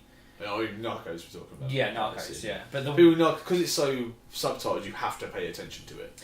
Well, that's the thing, because I was going to say, the reason why I get to watch so much TV is because I have 2 screens. I work on one, and I watch stuff on the other. Yeah, so Narcos, sometimes if I'm eating food or something like that, it'll be, the fucking chatting Portuguese or Spanish. Portuguese. I'm sort of, shit, I'm trying to pay attention to what I'm doing. And you've got to have the whole focus, because you've got to be able to read the subtitles. And I love subtitled movies, but sometimes it's difficult to get through them, because it's not too bad. Some languages are easier than others. I am rubbish with Spanish or anything that kind of way. Yeah. Mexican, Spanish, Portuguese, Brazilian. They all share that. Anything Latina. Yeah. I don't know anything. Basically, I just don't know anything. Like Germans are very hard, but I know more German than that. Yeah, but Japanese and French, I try with Chinese, but it's very difficult. Jesus Christ, mate. No, but Japanese and French, sometimes I don't have to pay complete attention. I know some words. Pick up the vibe. Yeah, well, you could certainly pick up the vibe with Japanese. Actually, no, wait. No, even nice stuff sounds aggressive. The German is the same. Yes, exactly. I don't know who's the villain. Yeah, fucking hell.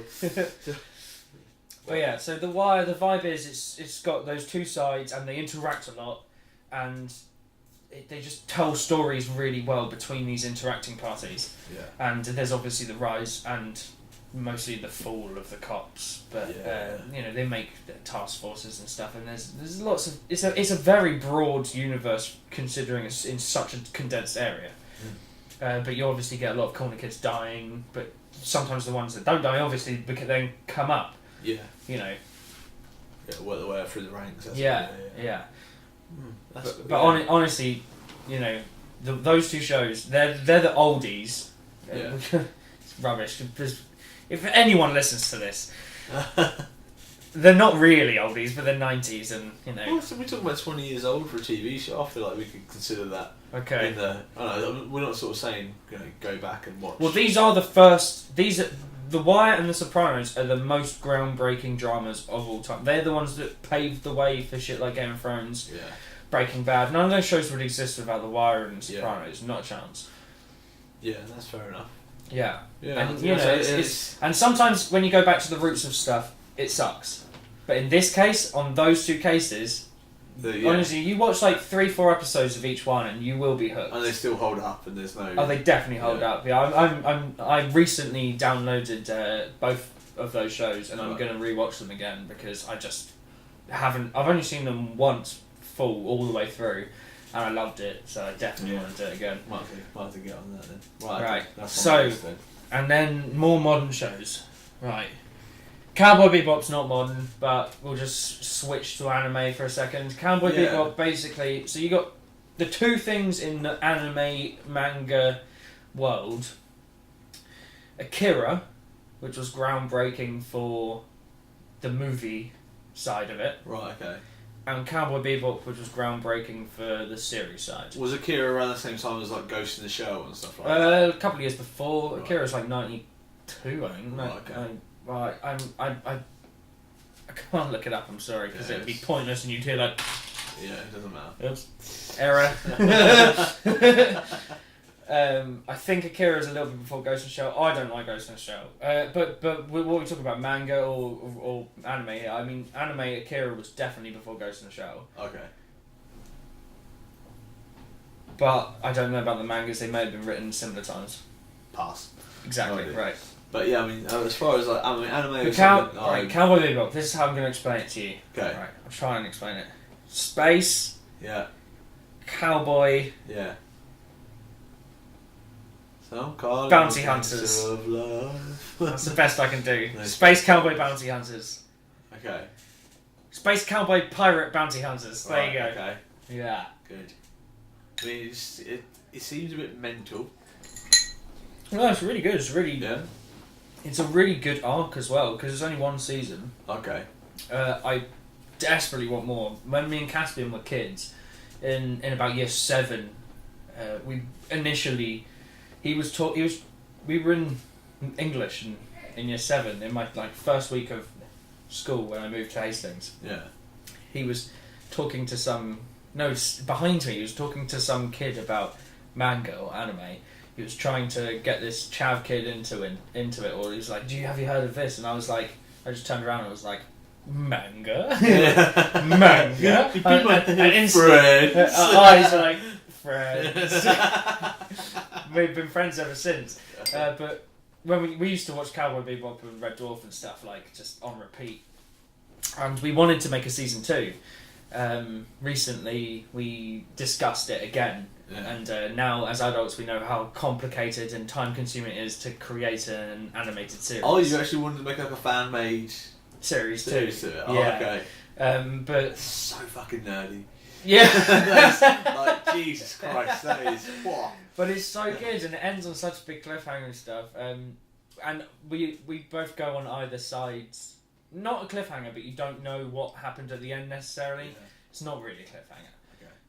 But basically, if you wanted to continue the story, you'd have to go one of two ways.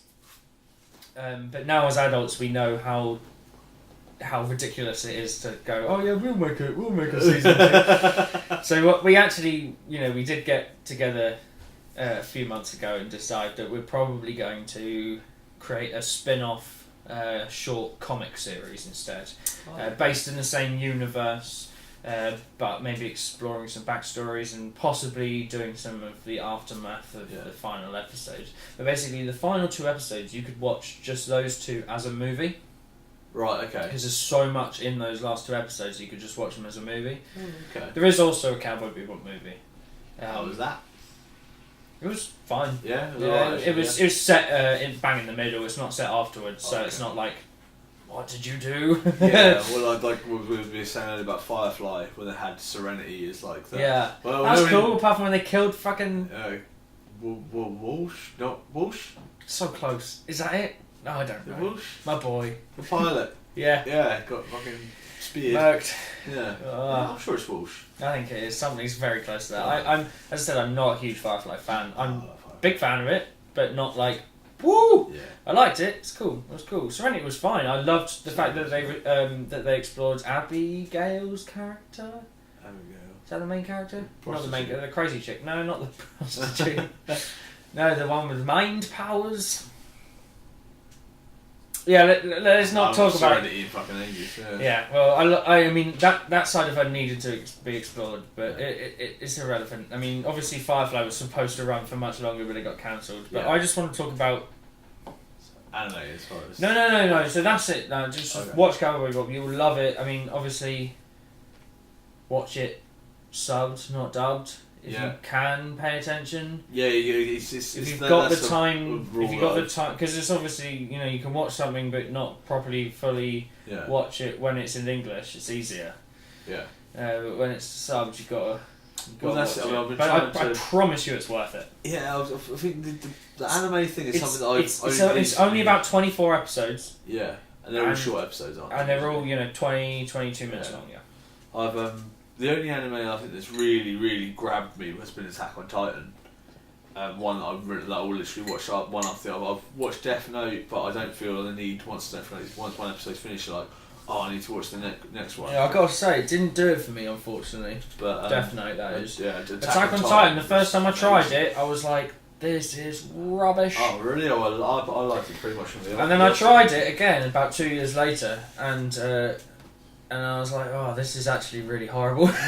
It kind of makes so dark. Makes me feel a bit sick. Oh, the giant people are just eating. They're so the giant babies. They're not even like. Yeah, they're just like giant babies eating the face. Oh, wrong, sort of genitalia. Yeah. It's so creepy. Some of them don't even have action man genitalia. Some of them have like a little hook penis, like a little weird. Yeah. It's like, But no, I thought, feel uncomfortable. Attack on Titan, I thought was fucking fantastic. I really liked it. I know the second time I totally got into it and watched the whole season. Yeah. Neither of us has seen season 2, so no. I suppose the only other one. So no spoilers. Would be Dragon Ball Z. Well, basically, Dragon Ball Z was the first show I ever watched that was an anime. Yeah, me too. Sorry, my chair's so annoyingly loud. I just can't stop it. I'm just fucking moving. I don't stop moving. Give me a drink. Okay, I just want to talk about Dragon Ball Z for 1 second. Okay. Yes, I watched that when I was a kid, but it was on Sky, and my friend had Sky, and I couldn't go around his house every single day to watch it. Yeah. Though I did try. Of course. But the fights would last 2 weeks. Oh, just retarded. Yeah, it'd be like 2-3 weeks for a fight. That's the thing. At least if you missed a couple of episodes, it was just Gohan. But then, he was powering up. It was never Gohan. It was Goku. Goku versus Frieza and stuff. That fight just lasted. It felt like 6 months. The Majin Buu. Majin Buu was the longest one. So long. Because Majin Buu was like, I've killed him. No. He has many forms. Now he's a child. The transforming Majin Buu. Absolutely fucking mental. But yeah, so I never got into it, and I never got into anime until Cowboy Bebop. But even then, I was never into it.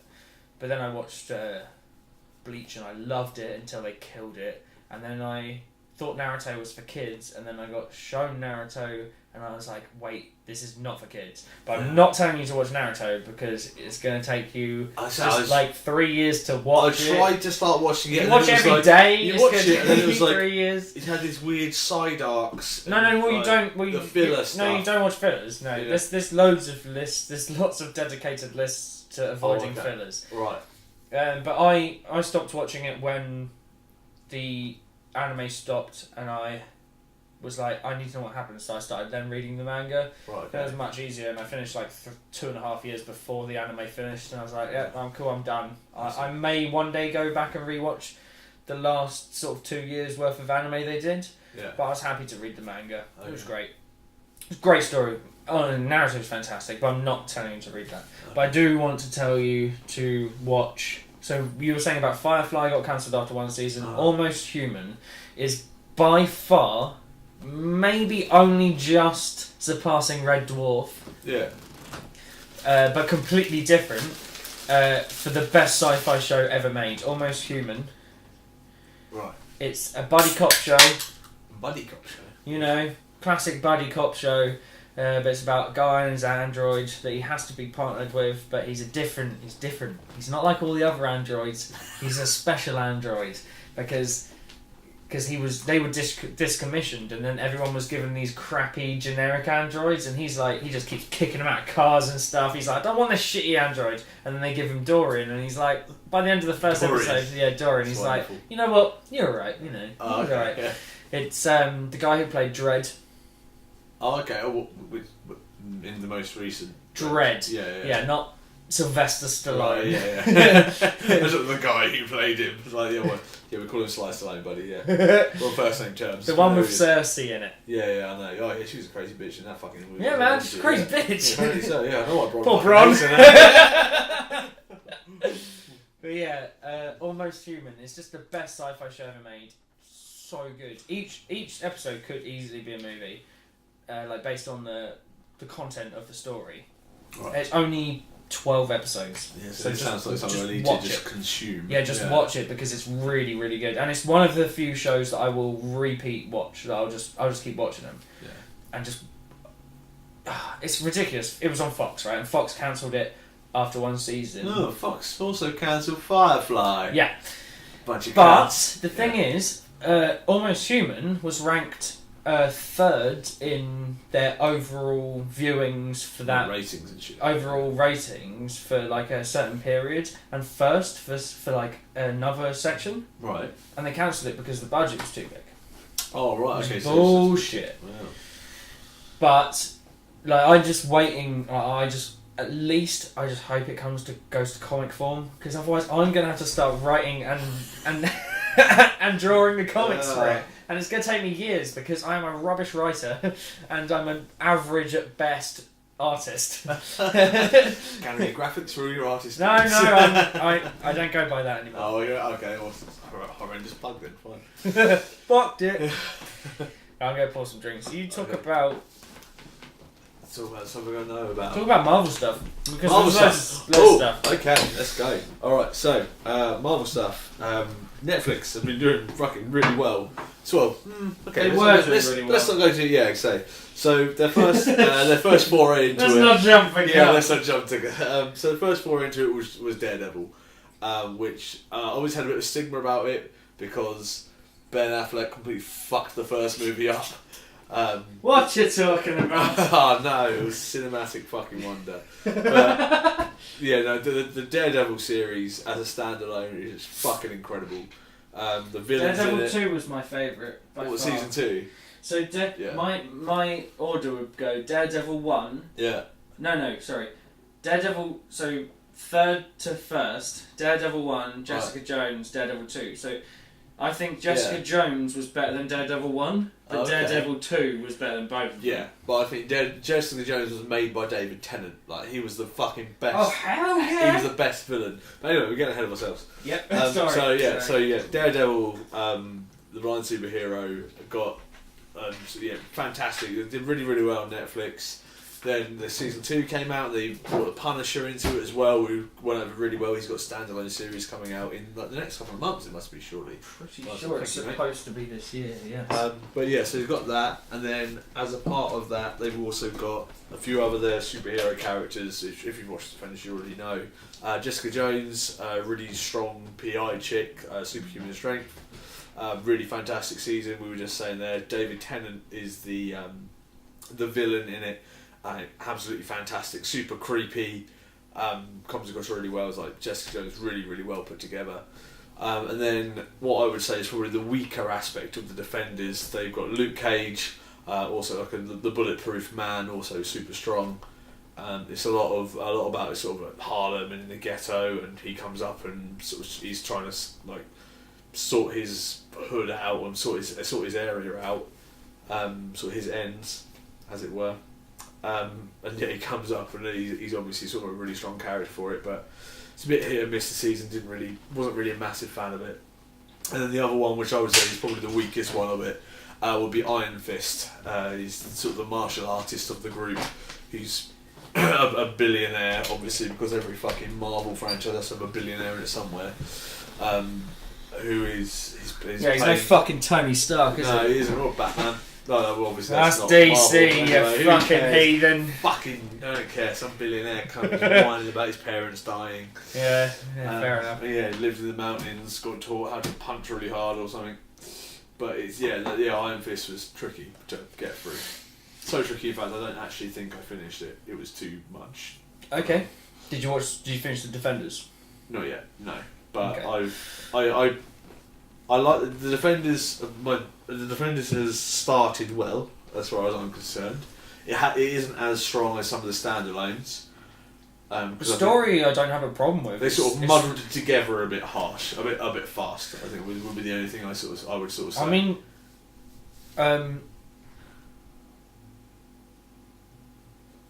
I just think I just paused. What just happened? Radio.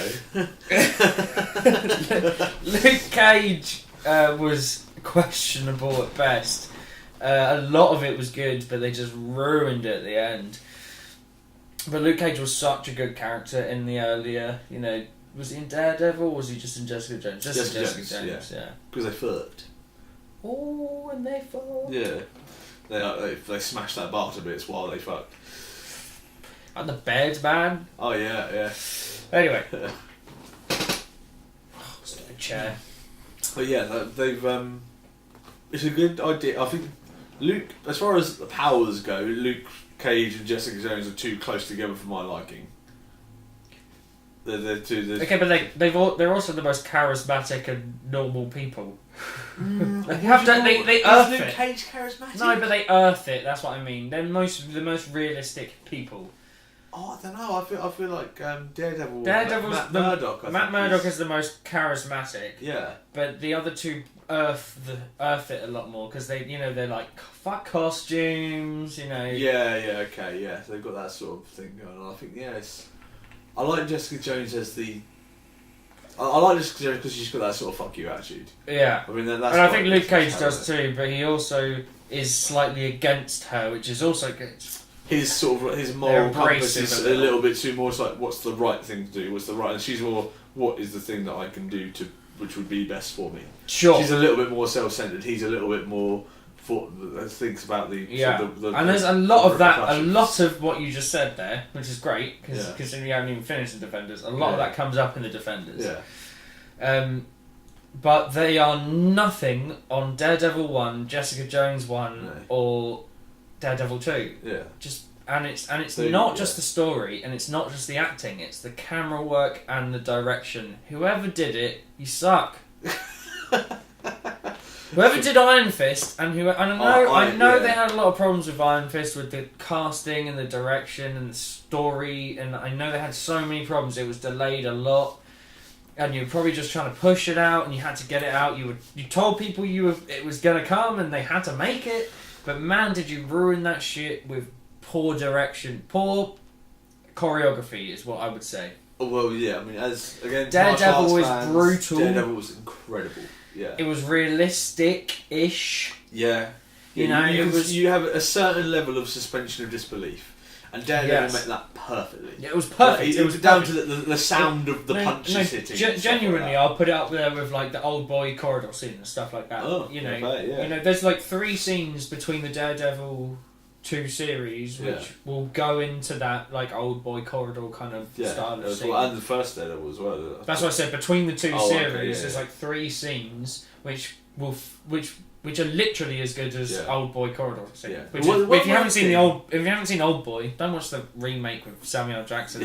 I haven't watched it, but I'm just guessing. Don't watch it. It's good. It's enjoyable. Yeah. It's not as good as the original, but obviously the original is the original. So. I feel sick just thinking about it. It's like that. Cool shit. It's fine. I'm such a purist. No, it's just a cunt. Wait, what? I mean, that's a bit much. I mean, I'm not saying I'm not. But yeah. Fight choreography. The only thing that bugs me is that Murdoch is they push the whole boxer vibe, but he's doing like flying spin kicks. Like, not exactly Floyd Mayweather's go-to, but all right. His dad was a boxer, but he trained like I don't know. Stick fucking is a bit of a bad man. Yeah. And there were so many fucking cool villains in Daredevil as well. Oh man, yeah, but how bad were the villains in all the other ones? Well, apart from Jessica Jones. Jessica Jones had the best villain. Yeah, David David Tennant. Tennant. What is his name in that? I can't remember. David Tennant. That's what Billy Piper used to call him. Do you know that? No. From Doctor Who, yeah. I know who Billy Piper is. Well, no, but when David Tennant was... That awful song. When he was the Doctor Who, I don't know, wasn't yeah, he? but she was the... Not Doctor. She was the nurse. Bond girl. The Bond girl version of Doctor Who. The nurse, yeah. Nurse what? She used to call him David Tennant. Fair play. He was tiny. I have no idea. Probably not. He probably doesn't have a Tennant's dick. It's quite a fucking rare thing. But it's good advertising, isn't it? Yeah, fair play. Advertising. Well, I'm sure it didn't do him any As harm. long as he's trying to sell his penis, yes. Oh, you're always trying to sell your But he penis. was- What is life other than trying to sell your penis? He was fantastic, but I can't. Sell your I can't penis. remember what the fuck. What was his character's name? It's really bugging me. Kilgrave. Kilgrave, that was it. Yes, Kilgrave. So I found that on my elbow there. So I was like, what is it? Oh no. Yeah. We got it Well, written on my was, elbow. He was excellent, and he was constant as well. It was all the way through. It wasn't like episode 3. Jessica! Oh my god, that there was something so weird about it. And it was He's almost such a good actor. yeah, it was fucking brilliant. But yeah, like in Luke Cage had what was his name? The guy that ran the club. Something. Yeah, he was snakes. good. But they were all about snakes, weren't they? Yeah, what? Weren't they? Don't know why I started talking about that. Well, Copperhead was the last. Copperhead, that was no, it. that was the last one, wasn't it? No, it was Copperhead, wasn't it? What was the good bad guy who kept having the Biggie Smalls crown on him? Oh, fuck knows. But he was good. One of the guys was from Sons of Anarchy, wasn't he? He's I don't know, I haven't watched it. Oh no, I told you, I watched one episode and my favourite character died instantly, so I was like, no, I'm not watching that shit anymore. Oh, you watched the wrong episode. Why is Sons of Anarchy next list? Sons of Anarchy next list. Not this one. I know, but you know who my favourite character was? What, Sons of Anarchy? Well, you can probably guess. I can't remember his name, but... Opie. Yes! Yes! Oh, sorry, his dog's called Opie. Yeah. It's because Sons of Anarchy is one of the best shows that was ever made. Okay, if we're talking about recommendations... Sons of fucking But the first Anarchy. episode I watched, I was like, oh, this guy's rad. Dead. Yeah, but that doesn't happen until like the third series. Why did you start watching it? Like, well, no, literally halfway through. You know, back in the house when we all lived together, they used to yeah. watch stuff in the front room and I just walked in on one and I was like, oh, I'll watch it for a bit. Oh, great, Yeah. now fuck that shit. Yeah, no, it's... IP is a bad man, though. Opie is a bad man. His dog's also alright. He's alright. Eats sofas and shoots. Bit of a dick. I just mostly pick up his poo. Yeah. It's basically mine and his relationship. Yeah, well, you're the shit collector. Well, generally, I He's mean... always very excited to see you. That's so true. Maybe you do exceptionally well. Best shit collector ever. Well, the thing is, me and him have spent a weirdly long amount of time together, Yeah. and most of it has been me picking up his He poo. doesn't poo that much, so why do you keep picking it up? Do you drop it and pick it up again? Well, So, every just time really I into see him, I'm taking him for a poo. Oh yeah. Unless we hang out, in which case you pick up the Yeah, poo. but like Obviously, you pick up the poo when we're there. Yeah, I feel like I You don't make me poo pick up the poo. I go, Joe, this is your job now. I would be like, suck my poo. Yeah, that'd be weird. No, the dog, like... Sorry, I walked his dog for a long The time. dog is a Well, he real... finished uni. Yeah, so Sons of Anarchy. Whew, yeah, I think that is one of the best... As far as actors go, and... Yeah, but I don't like the main character either, the main actor. Jack Steller. I don't know, the guy Charlie, played Hellboy. Charlie Hunnam. Hellboy. Huh? Hellboy. Oh, fucking... No, that's... he plays Charlie Hunnam, Jack Steller's dad. Or stepdad. In the show. You're talking about the guy who was recently in Blonde that hair. terrible movie. Oh, Arthur. Yeah. Yeah, and he was also in Green Street. It's Charlie Hunnam. You know in Green Street, the guy who's not Elijah Wood. He's got a shaved head and speaks an English accent, which is why it's hard to... He is English. Yeah, I know, but he doesn't, he doesn't speak English when he's playing a Southern American biker. Sure. He's like, you're right, mate, show you up on the fucking motors. That's the worst English accent I've Considering ever I'm heard. English, that's not good, is it? Right, well, let's hop on the motors. I was being Michael Caine from the Italian Job. Even that. Well, What's wrong? thought I know it. What? No. Yeah, solid talk. But yeah, I mean, I'd give it a try. That's your fucking homework. That's my I'll homework. watch The Sopranos and Almost Human, and you And just The gotta Wire. watch. And I can't watch all of that in between. Like that's. Dude, we've got so many subjects. But There's like 700 of The Wire. There's too much of The Wire. No, there's not much Wire. There's lots of Sopranos. Oh, okay.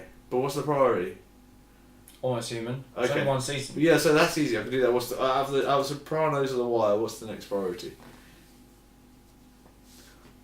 I'm gonna make Joe choose. Oh, I God. can see your head like crumpling in. I know. Oh, I don't know. Oh no. I'd have to rewatch them. Don't rewatch them. Okay. I'll rewatch Sopranos and The Wire before we next do a television podcast. Okay. For sure, because I recently got them and I was like, you work from home. yes. Yeah. This is where I work, guys. Guy. Hey. Sorry, girl. It could be a girl. Hey, Joe, editing this.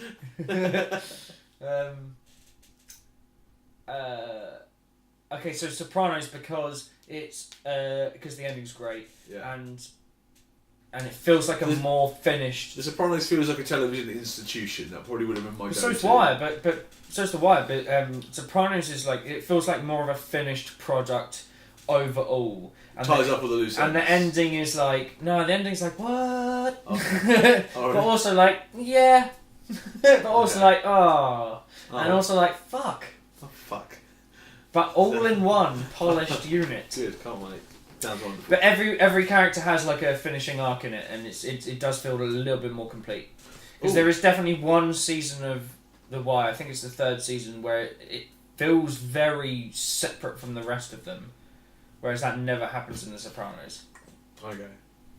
While we were just very briefly touching on weird endings to shows, Dexter.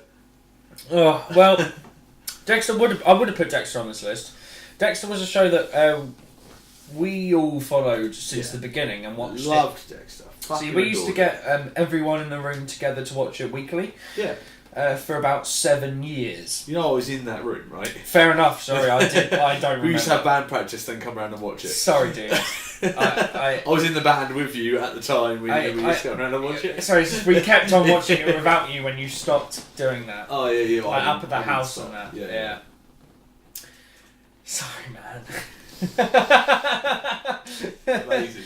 Yeah, and then it was rad until the last 2 episodes, and they just destroyed it. And I don't think it was rad until the last 2 episodes. okay, the last 2 seasons. Yeah, but I feel like it still could have been good. Those last 2 seasons weren't terrible. Didn't kill it. Yeah, they still. Johnny Lee Miller. See, See, you know what? Oh, so sorry. You know, so I want to say some stuff about Sherlock, and there's another show called Elementary. Yeah. With Johnny Lee Miller. Yeah. He plays the guy who used to be fat in like season 5 or 4 or 5 in Dexter. He used to be fat and then he's not fat and he's vicious and scary as hell. Obviously, Trinity is the most bestest. Fucking Lithgow? John Lithgow. John Lithgow, yeah. Fuck, just what? Like, I think he's the pinnacle of pop. Third Rock from the Sun, mate. So weird. I think that was the last thing I saw him in before he was this. Same, yeah. I was like, how's that guy from Fargo? I was like, Jesus Christ. Yeah, man, he was so good. And he killed killed my girl, man. Oh, my girl, Rita. Oh. Pull one out. But yeah, he's the pinnacle from which all TV villains stand. Yeah. I can't think of anyone. But Johnny Lee Miller's guy character was as bad, as horrifying. Really? Weirdly, it doesn't have. You don't remember it. Yeah, why can't I remember it? So obviously, Trinity was up to season 4. 3, wasn't it? Oh, okay. Trinity was up to season 4. And then it went to the weird, like, religious guys. With the snakes in the belly and all that shit. How many seasons the are there? Doomsday 6? Killers, 7. 7. Well, then that would have been season 6. Right, okay. Weird fat guy.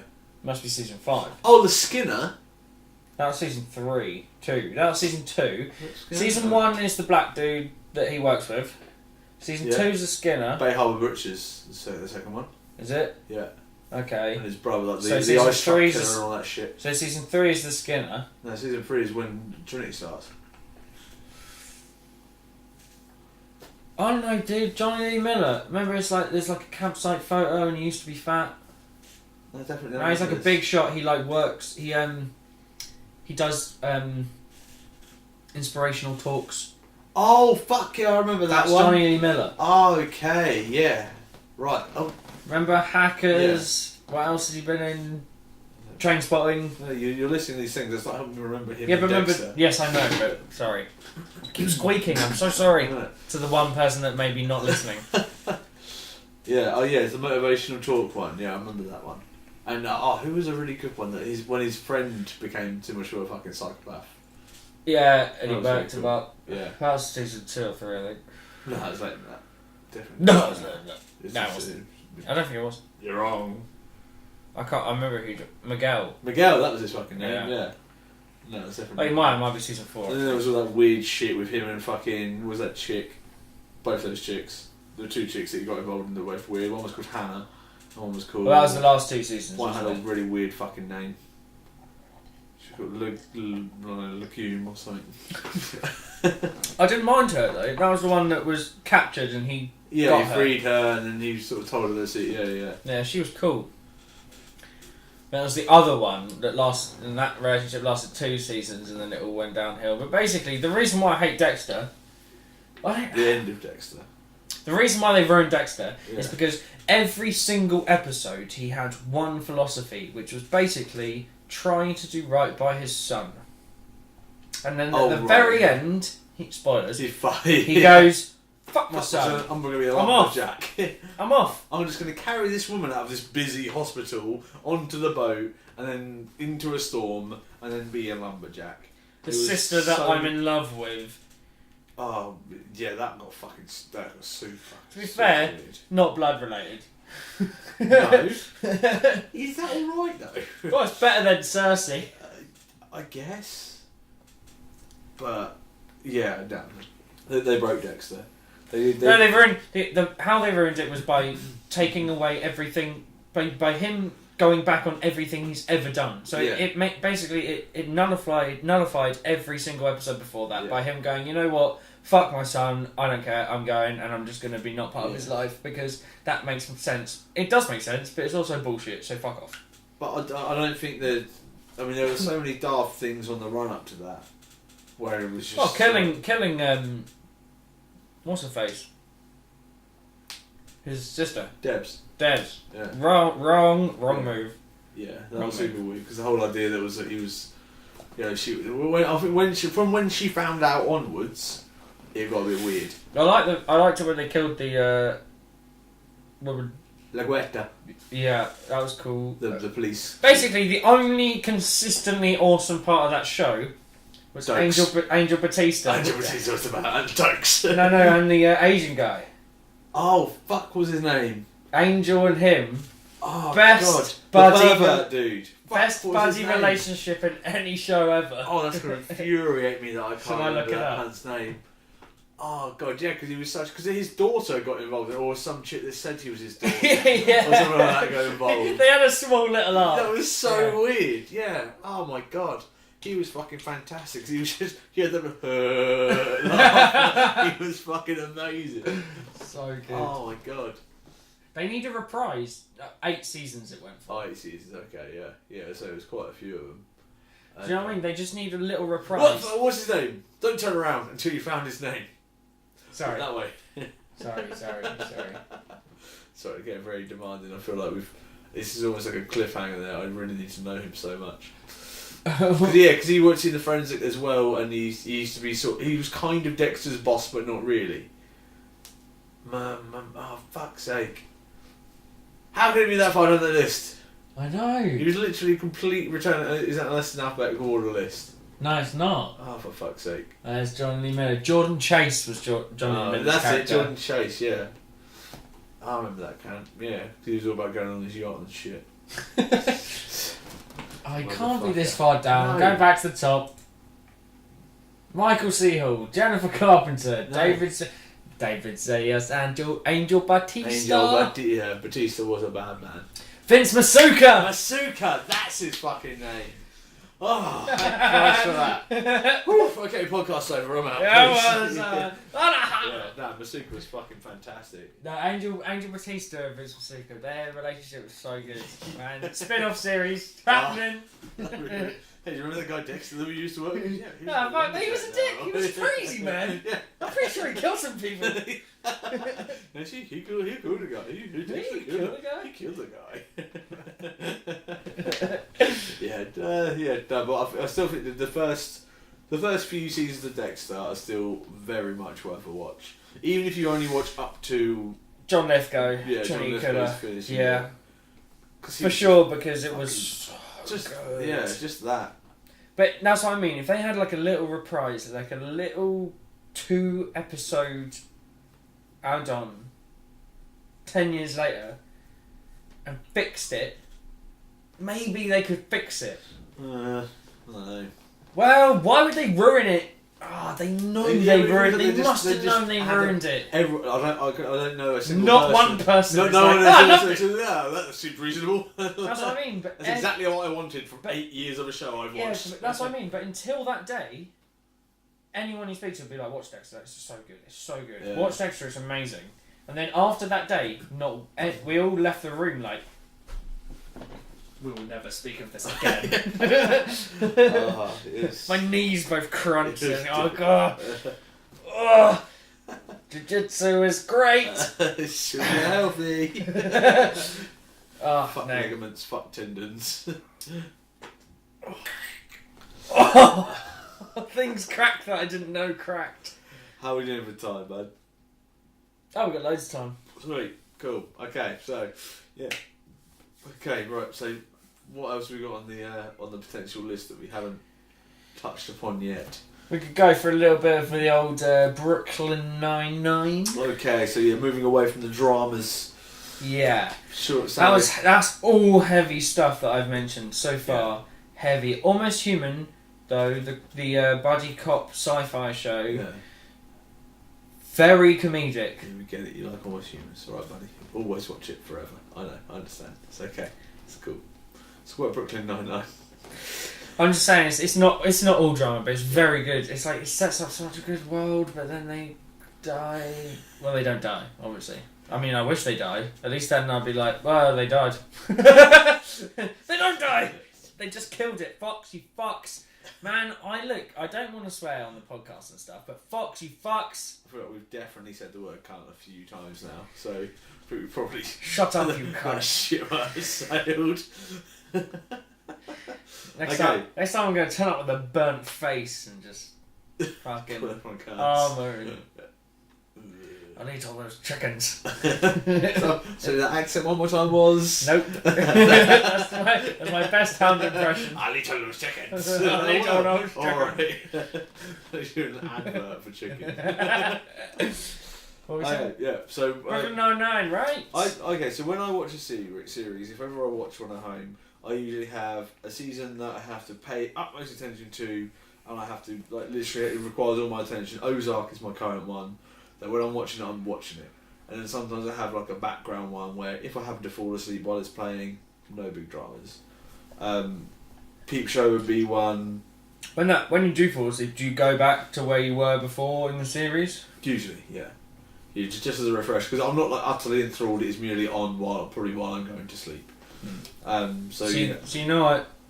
So Brooklyn Nine-Nine is one of my shows that I do that with. Yeah. Red Dwarf, Brooklyn Nine-Nine, and Almost Human. I love going to bed with them because I love going to bed with them.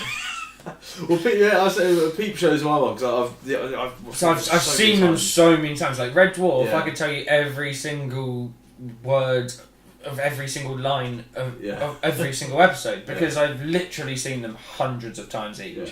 Friends is probably another one of those where, like, if Friends, I'm not going to skip back. So, I wonder what happened. So sure. I'll be all right. Yeah. Shanna said something sarcastic. Joey was a pervert. Rachel and Ross just can't make their mind up. I get it. Okay. They were on a break. Strong Friends reference. Okay. They were on a fucking break, man. Well, they weren't. Oh, Shanna and Monica fucking. Phoebe's being weird. That was actually the best thing about it. Look at what? Ross and Chandler getting together? Yes! The hug, the Monaco sleeping. channel. No, that was Joey and Russ. Wasn't it? What? Oh, and when Yeah. they were sleeping on the couch, yeah. But no, the best thing about I'm going Friends to go was... mine for a nap. Yeah. Nah. Just, Friends is still a solid generator of references from the 90s. But it is extremely dated. yeah, I don't have to... My sisters used to watch...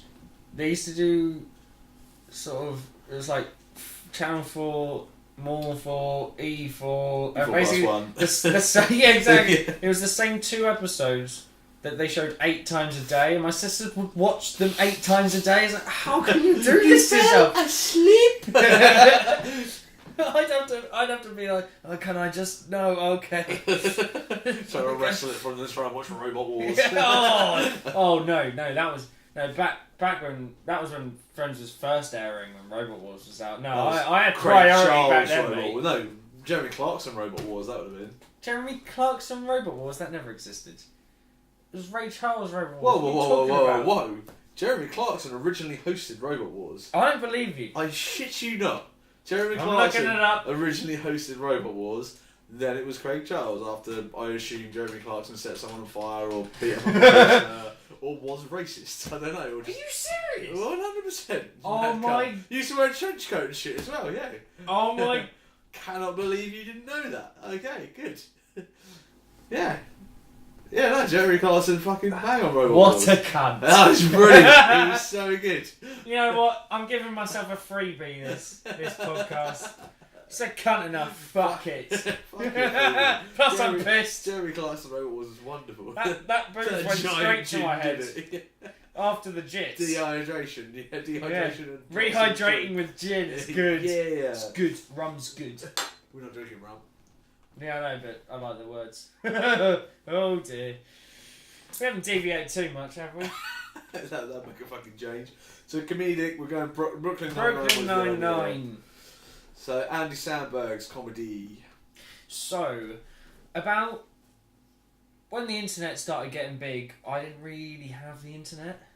I was without the internet until I was about 20, so about 2010. Right. 2010, yeah, roughly. And Andy Samberg had obviously been doing Lonely Island since 1990, the year I was born. Really? Yeah. They started that in 1990. So was that part of the Saturday Night Live sketch? No. This is when they were in college together. They started Lonely Island. I'm pretty sure. Sorry guys, because I know people can fact check when we're not really doing that shit, but I'm pretty sure they started Lonely Island in Joe's only here to 1990. fact check things like with Jeremy Clarkson, who's the Robot Wars. Hey man! And who Vince Masuka is. Fuck that guy! Yeah, but hell yeah, Vince Masuka. But yeah, so... What? Haven't had the internet since, I don't know. So I got the internet, and so I didn't know, like, so Lonely Island almost, like, started memes, you know, they didn't start memes, but they started popular culture on the internet. They had all this shit, like, so I had heard of, like, throw it on the ground, and dick in a box, and, you know, because they started as Saturday Night Live sketches, most of them. Right, yeah. And that's how they got like celebrities and that involved, you know. Seth Rogen's and Wow, I mean, Justin Timberlake and all that shit. Well, Justin Timberlake used to do Saturday Night Live with Andy Samberg. Yeah. But Andy Samberg was a writer initially on Saturday Night Live. And yeah, they did sketches and stuff. Yeah. And they eventually, you know, made their Lonely Island brand bigger. Uh-huh. But when I'd heard, but I'd heard them as like annoyances in my head. So I was like, oh, what the fuck? You're putting on that, or like, if like threw it on the ground, or No, comedy. yeah, I was like, yeah. boring, annoying, like Yeah. just American wank. Right. But then a few years later, I just put on a Lonely Island video and fell in love instantly, and I was like, Andy Samberg, you're my man. Like, how did I diss you for so long? Was it Actually, was it a great day? it may have been a great day. You know that shit made me more. I'm like, oh, great day.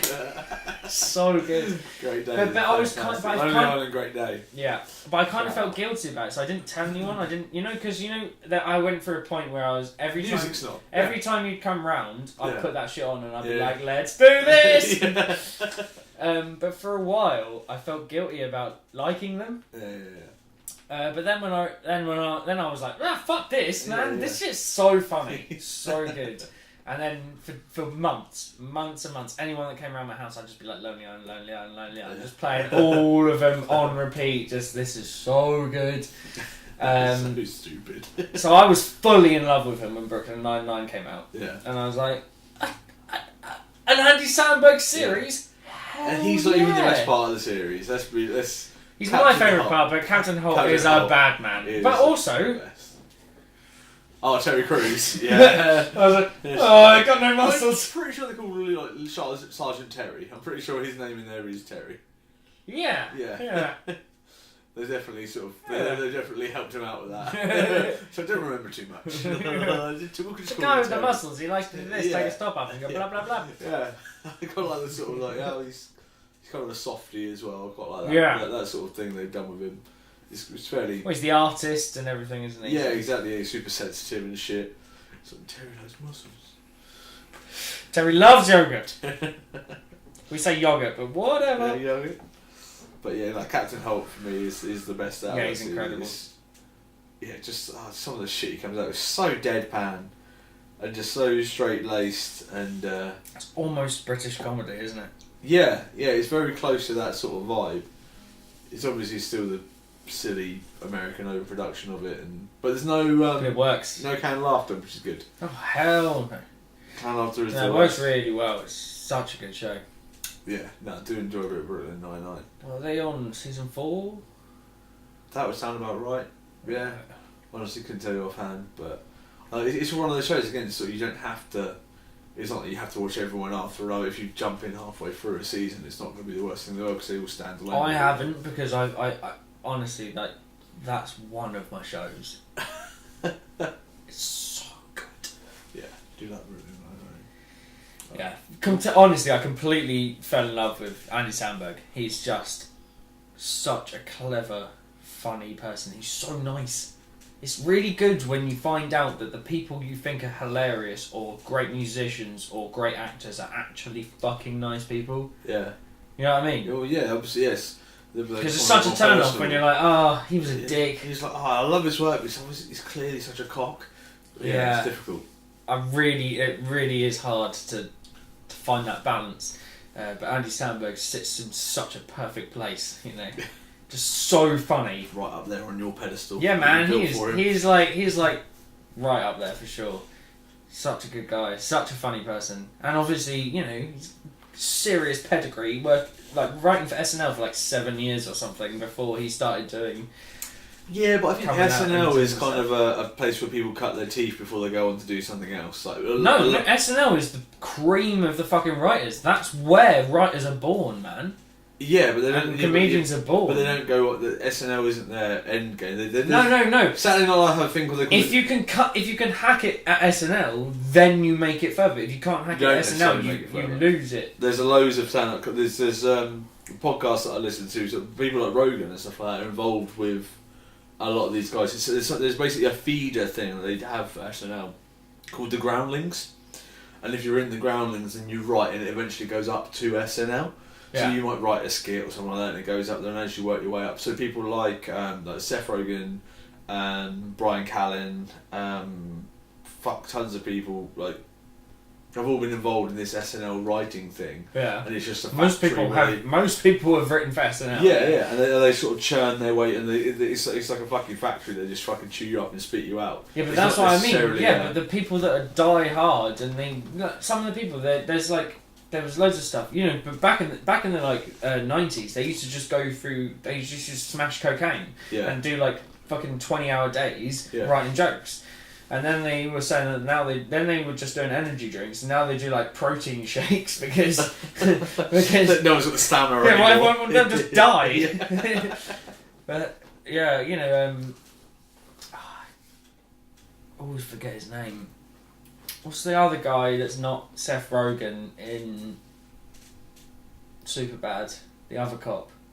There were cop. Oh fuck, not Danny. No, fuck. I can't remember the cunt's name. I know exactly who you're talking about, but I have no idea what it's called.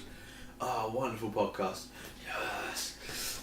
Massive. Yeah, I know. SNL writer for many years. Yeah. So good. He's in loads of. Superbad. There's two cops. Seth Rogen is one of them. The other one, skinny weird dude, big face. He's in lots of. Not big head, but big face. His face is too big for his head. He's in lots of Lonely Islands as well. Yeah, I'm gonna have to have a look. To Google, on we go. Yeah, no, yeah, he's. I'm a really big fan, and I can't remember because I've got such a terrible memory. Oh man, you're gonna have to scroll for an entire cast listing as well. This went really well last time. Bill Hader. Bill Hader. Ah, okay. No, kind of. Yeah. See, now the name rings a bell. Yeah. How irritating. Fuck you, memory. Brains are weird. Yeah, Bill Hader's good. I like him. That entire little mob. Yeah. Sort of like Seth Rogen and friends. They're all quite funny. I like Jason Segel. Yeah, me too. Big fan. Yeah, How I Met Your Mother. He was the best thing. I love you, How man. I Met Your Mother. I Love You, Man. Best. So good. I'm a big fan of Paul Rudd. Paul Rudd as well. Yeah. I Love You, Man was so good, wasn't it? Such a lovely little movie. Yeah, I watched it the other night actually. Yeah? Yeah, I don't know why. But Have you seen Wanderlust? No. Is it Wanderlust or Wanderlust? Wanderlust, yeah. Yeah, good. No, I haven't. Probably not. You will. So basically, it looks like a chick flick. Yeah, and that might have been why I avoided it. Yeah, and Kate was like, "Watch it." Yeah. And it wouldn't be one that I won't be able to get away with. Sort of like, yeah, we'll watch this. Well, she was like, "No." She was like, "Trust me, you'll like it." And Yeah. yes, I pissed myself many times. Yeah? It's very funny. It's Okay. Paul Rudd, predominantly. I think it's got Jennifer Aniston in it, and that's why I was like, "Oh, chick flick." Yeah, it's... But she just gets pretty much dicked. Like, her character just gets shit on most of the time. But there's just some fantastic scenes with Paul Rudd in it. Yeah. I think it's what made me love Paul Rudd, that movie. Apart from I Love You, Man, yeah. Might even have Jason Segel in it, but I'm not sure. But yeah, he's such a good dude, isn't he? Paul Rudd. No, Jason Segel. Oh, Jason Segel. Yeah, Jason Segel was fantastic, yeah. Not Stephen, though. Worst fucking Segel. Bullshido! Absolute fucking... And fucking lay a person down. Spinny. And just grab you and... Fuck off, you can't. Shoot a double leg. Sit there. Well, I there's just only... wouldn't be there. You wouldn't be there kicking your head. You try and wrist lock, finger lock me, I'm gonna go... Yeah, exactly, yeah. So what I'm going to do is not put my hand out like this, and then we'll see who wins. I'm going to keep my hands behind my back, out like Conor McGregor, just like, chest out. Well, I mean, you could really just punch him in the head, probably. Or kick him. Oh, I was kicking him in the legs. Or... Gilbert Melendez. Thank you. Yeah. Jeremy Stevens, Gilbert Melendez.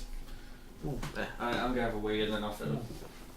Fine, good, wonderful. Leave me this awkward segue where we haven't really sort of spoken about anything. Good. Okay, so next, looking for this list of TV shows that Joe is trying to recommend me. It's really difficult to talk about something I don't know what we're talking about. Oh, Fargo. Okay, we can talk about Fargo. So Fargo, from what I understand, well, it's had many different incarnations, I think. So there's been films and a couple of different series, but the one that I really enjoyed was the one with Marty Friedman, who played the lead character, and it was kind of comedically dark. I really enjoy that sort of vibe when it's a bit weird and you're not quite sure whether you should laugh or not. I really sort of like those sort of things. I think it's quite clever, and it leaves you up to it sort of leaves it up to you to sort of interpret it.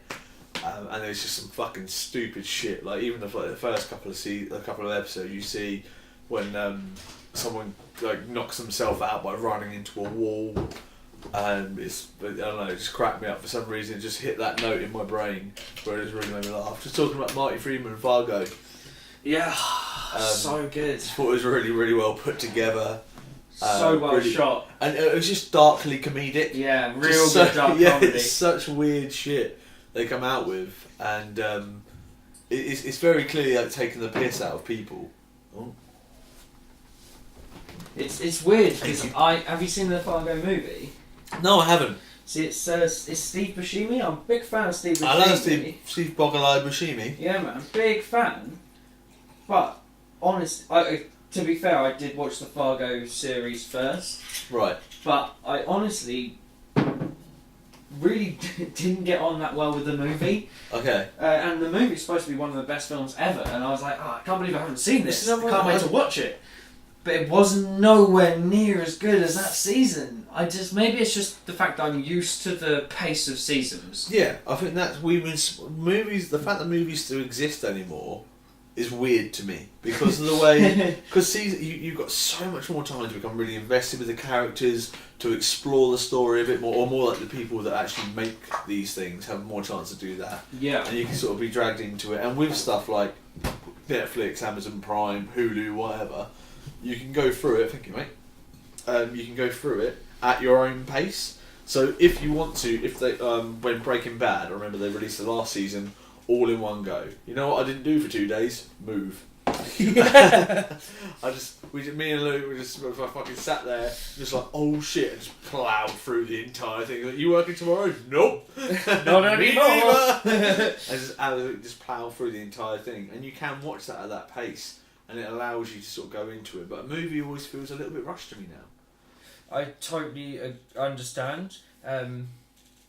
I watch far less movies than I do series these days, which is something it's definitely done a 360 for me. Yeah. Because we will be doing a movie podcast, and I have just the ultimate list of movies. Like I could put together a list of like 50 or 100 movies that are movies that if you don't watch, each one of these movies, I guarantee will change your life. That is a big statement. That's what I'm saying. Yeah. These movies are incredible. Calm yourself down. I'm so excited! No more fucking gin for you. Oh, fuck that. Mate. Need Tanderbowl. Yeah, standard. Yeah, but yeah, I mean, I would agree with you. I mean, there's a lot of movies that I want to watch. They tend to go on the back burner while I'm watching series now, because the quality of series has gone up so much. Well, the quality of movies seem to have been sort of petered through. Short of Star Wars and maybe some Marvel films, I'm not forcing myself to the cinema to watch shit anymore. Oh, I very rarely go. Last movie I went to see was Alien. It was great, but let's try not to talk about movies. Yeah. Because I have so much to say about movies as well. And honestly, we've barely scraped the surface of TV series. I mean, we just talked for years about Game of Thrones alone. I always talk for years about Game of fucking Thrones. That's what I mean. But by the next time you talk about television, although we might try and come up with a better name for it, series, I suppose. Yeah, I feel like series is. I don't know if that probably says it. Or if you call it series, people are like, "What are you fucking talking about?" No. Depends how you spell it. If you spell it Ceres, that's a moon. Ceres. Ceres, isn't that a moon? No, that's a really weird suggestion of the spelling of series, though. That's weird. But yeah, I feel like TV shows, TV seasons, series, whatever, would be fine. But yeah, I'm only being pedantic about not calling it television. I mean, it seems weird. We'll call it television until someone else comes up with a better name. Yeah, so unless we come up with a better name. Shows is a good one. Shows might be better. Shows, but it's a bit playy. Oh yeah. Have you been to watch a show? No, not in my life. Don't plan on it. No, not going to be rocking up to Wicked anytime. To be fair, I did go and watch a play the other day. Oh, did you? Well, I had a free ticket and I wasn't doing anything and I didn't want to go, but I was sort of convinced. It was less bad than I thought. What was it? I have no idea. Was it like a classic or was it an original? It was a classic mixed in with a modern day tale of like a young mum and narrated. So the play was done as a play, and then in between there was a narration done by this fantastic Scottish lady. It was very, very good. She was fantastic. I just wish it had just been her talking for 20 minutes instead of all the bit of play in between it to make it an hour and 20 minutes. You know what I mean? That sounds fucking painful. Yeah. It was in a pub. It was in the palace, the back room at the palace. Really? Oh.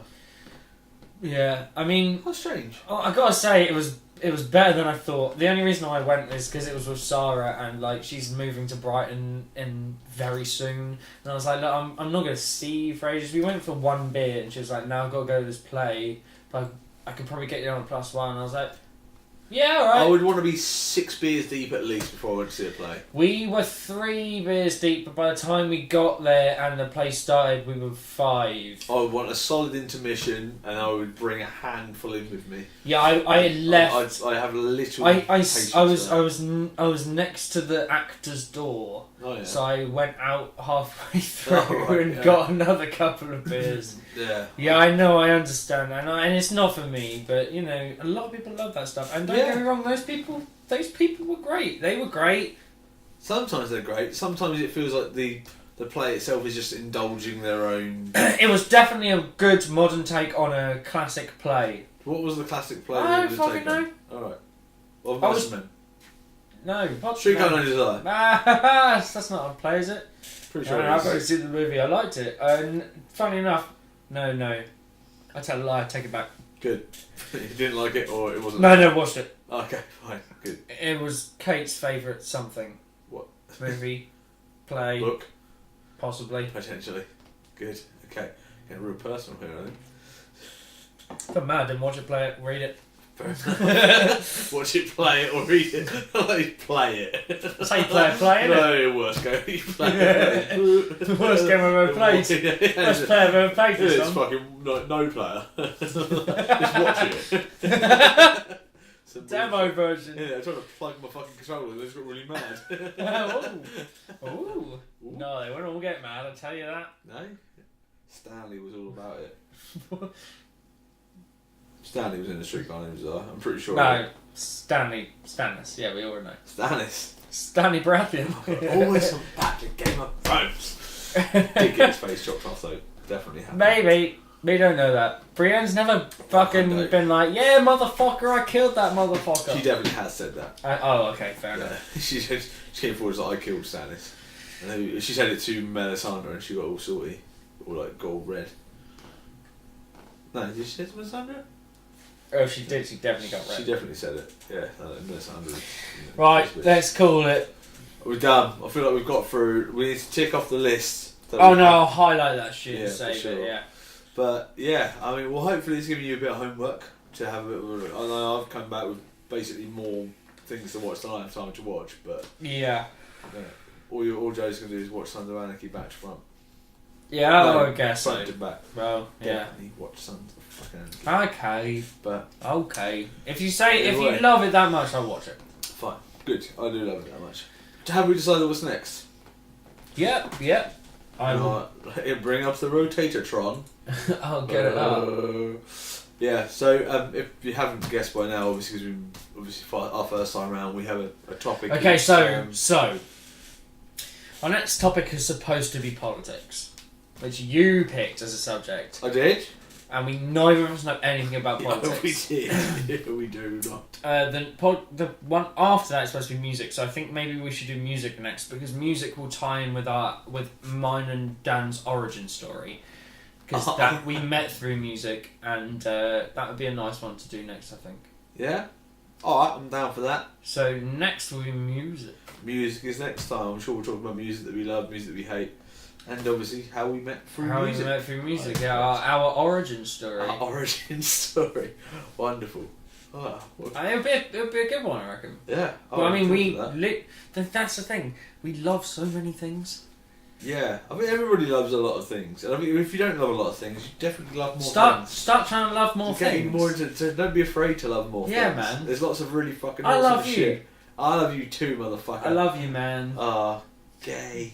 I was just referencing the movie again. Yeah, I understand, but I got uncomfortable. And then So- and then after that is movies. So I think we should just push politics till last. We should push politics until we can get a guest on that knows about Look politics. how painfully we're trying to deal with a subject. I don't know. Vote. There's only one of you, so you'll win. Like, just let us know. Send us a, I don't know, private message or something. So if you politics in or politics out. We should definitely do politics, but yeah, hopefully I'll try and get Sarah for the politics one because she knows more than we do. Good, we're at school by something. That'd be interesting. That'd be good. That'd be great. Yeah. No, well, I'm down for learning. Always Me too. Yeah. And that's what is cool about these podcasts. Like, hopefully, we'll try and teach each other some stuff. There's not a lot we could teach each other today, other than watch this. Some shit. Yeah. But those shows that I've told you to watch have taught me things. They've changed me as a human being for sure. Okay. They're really important to me. See, again, this is the passion. This is what we're trying to get across, and just about enjoying, like I say, different things. And if you don't enjoy it that much, then you don't have to do it. Just give it a go. It might be something that you find fucking really awesome. It might not be. Yeah. Music next week? Well, don't even know when it's going to come.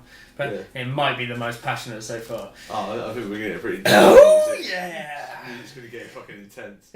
Awesome. Right, thank you, guys, whoever chooses to watch. Hopefully more people soon once we get on Reddit. But yeah, let's start begging for views. No, I will never beg, motherfuckers. I don't care who watches or who doesn't. This is for us. Let's face it. Literally for us. We love it so much. So thank you, and thank you. Thank you. Clink. I've got to do the fade out again. So let's just do some shapes.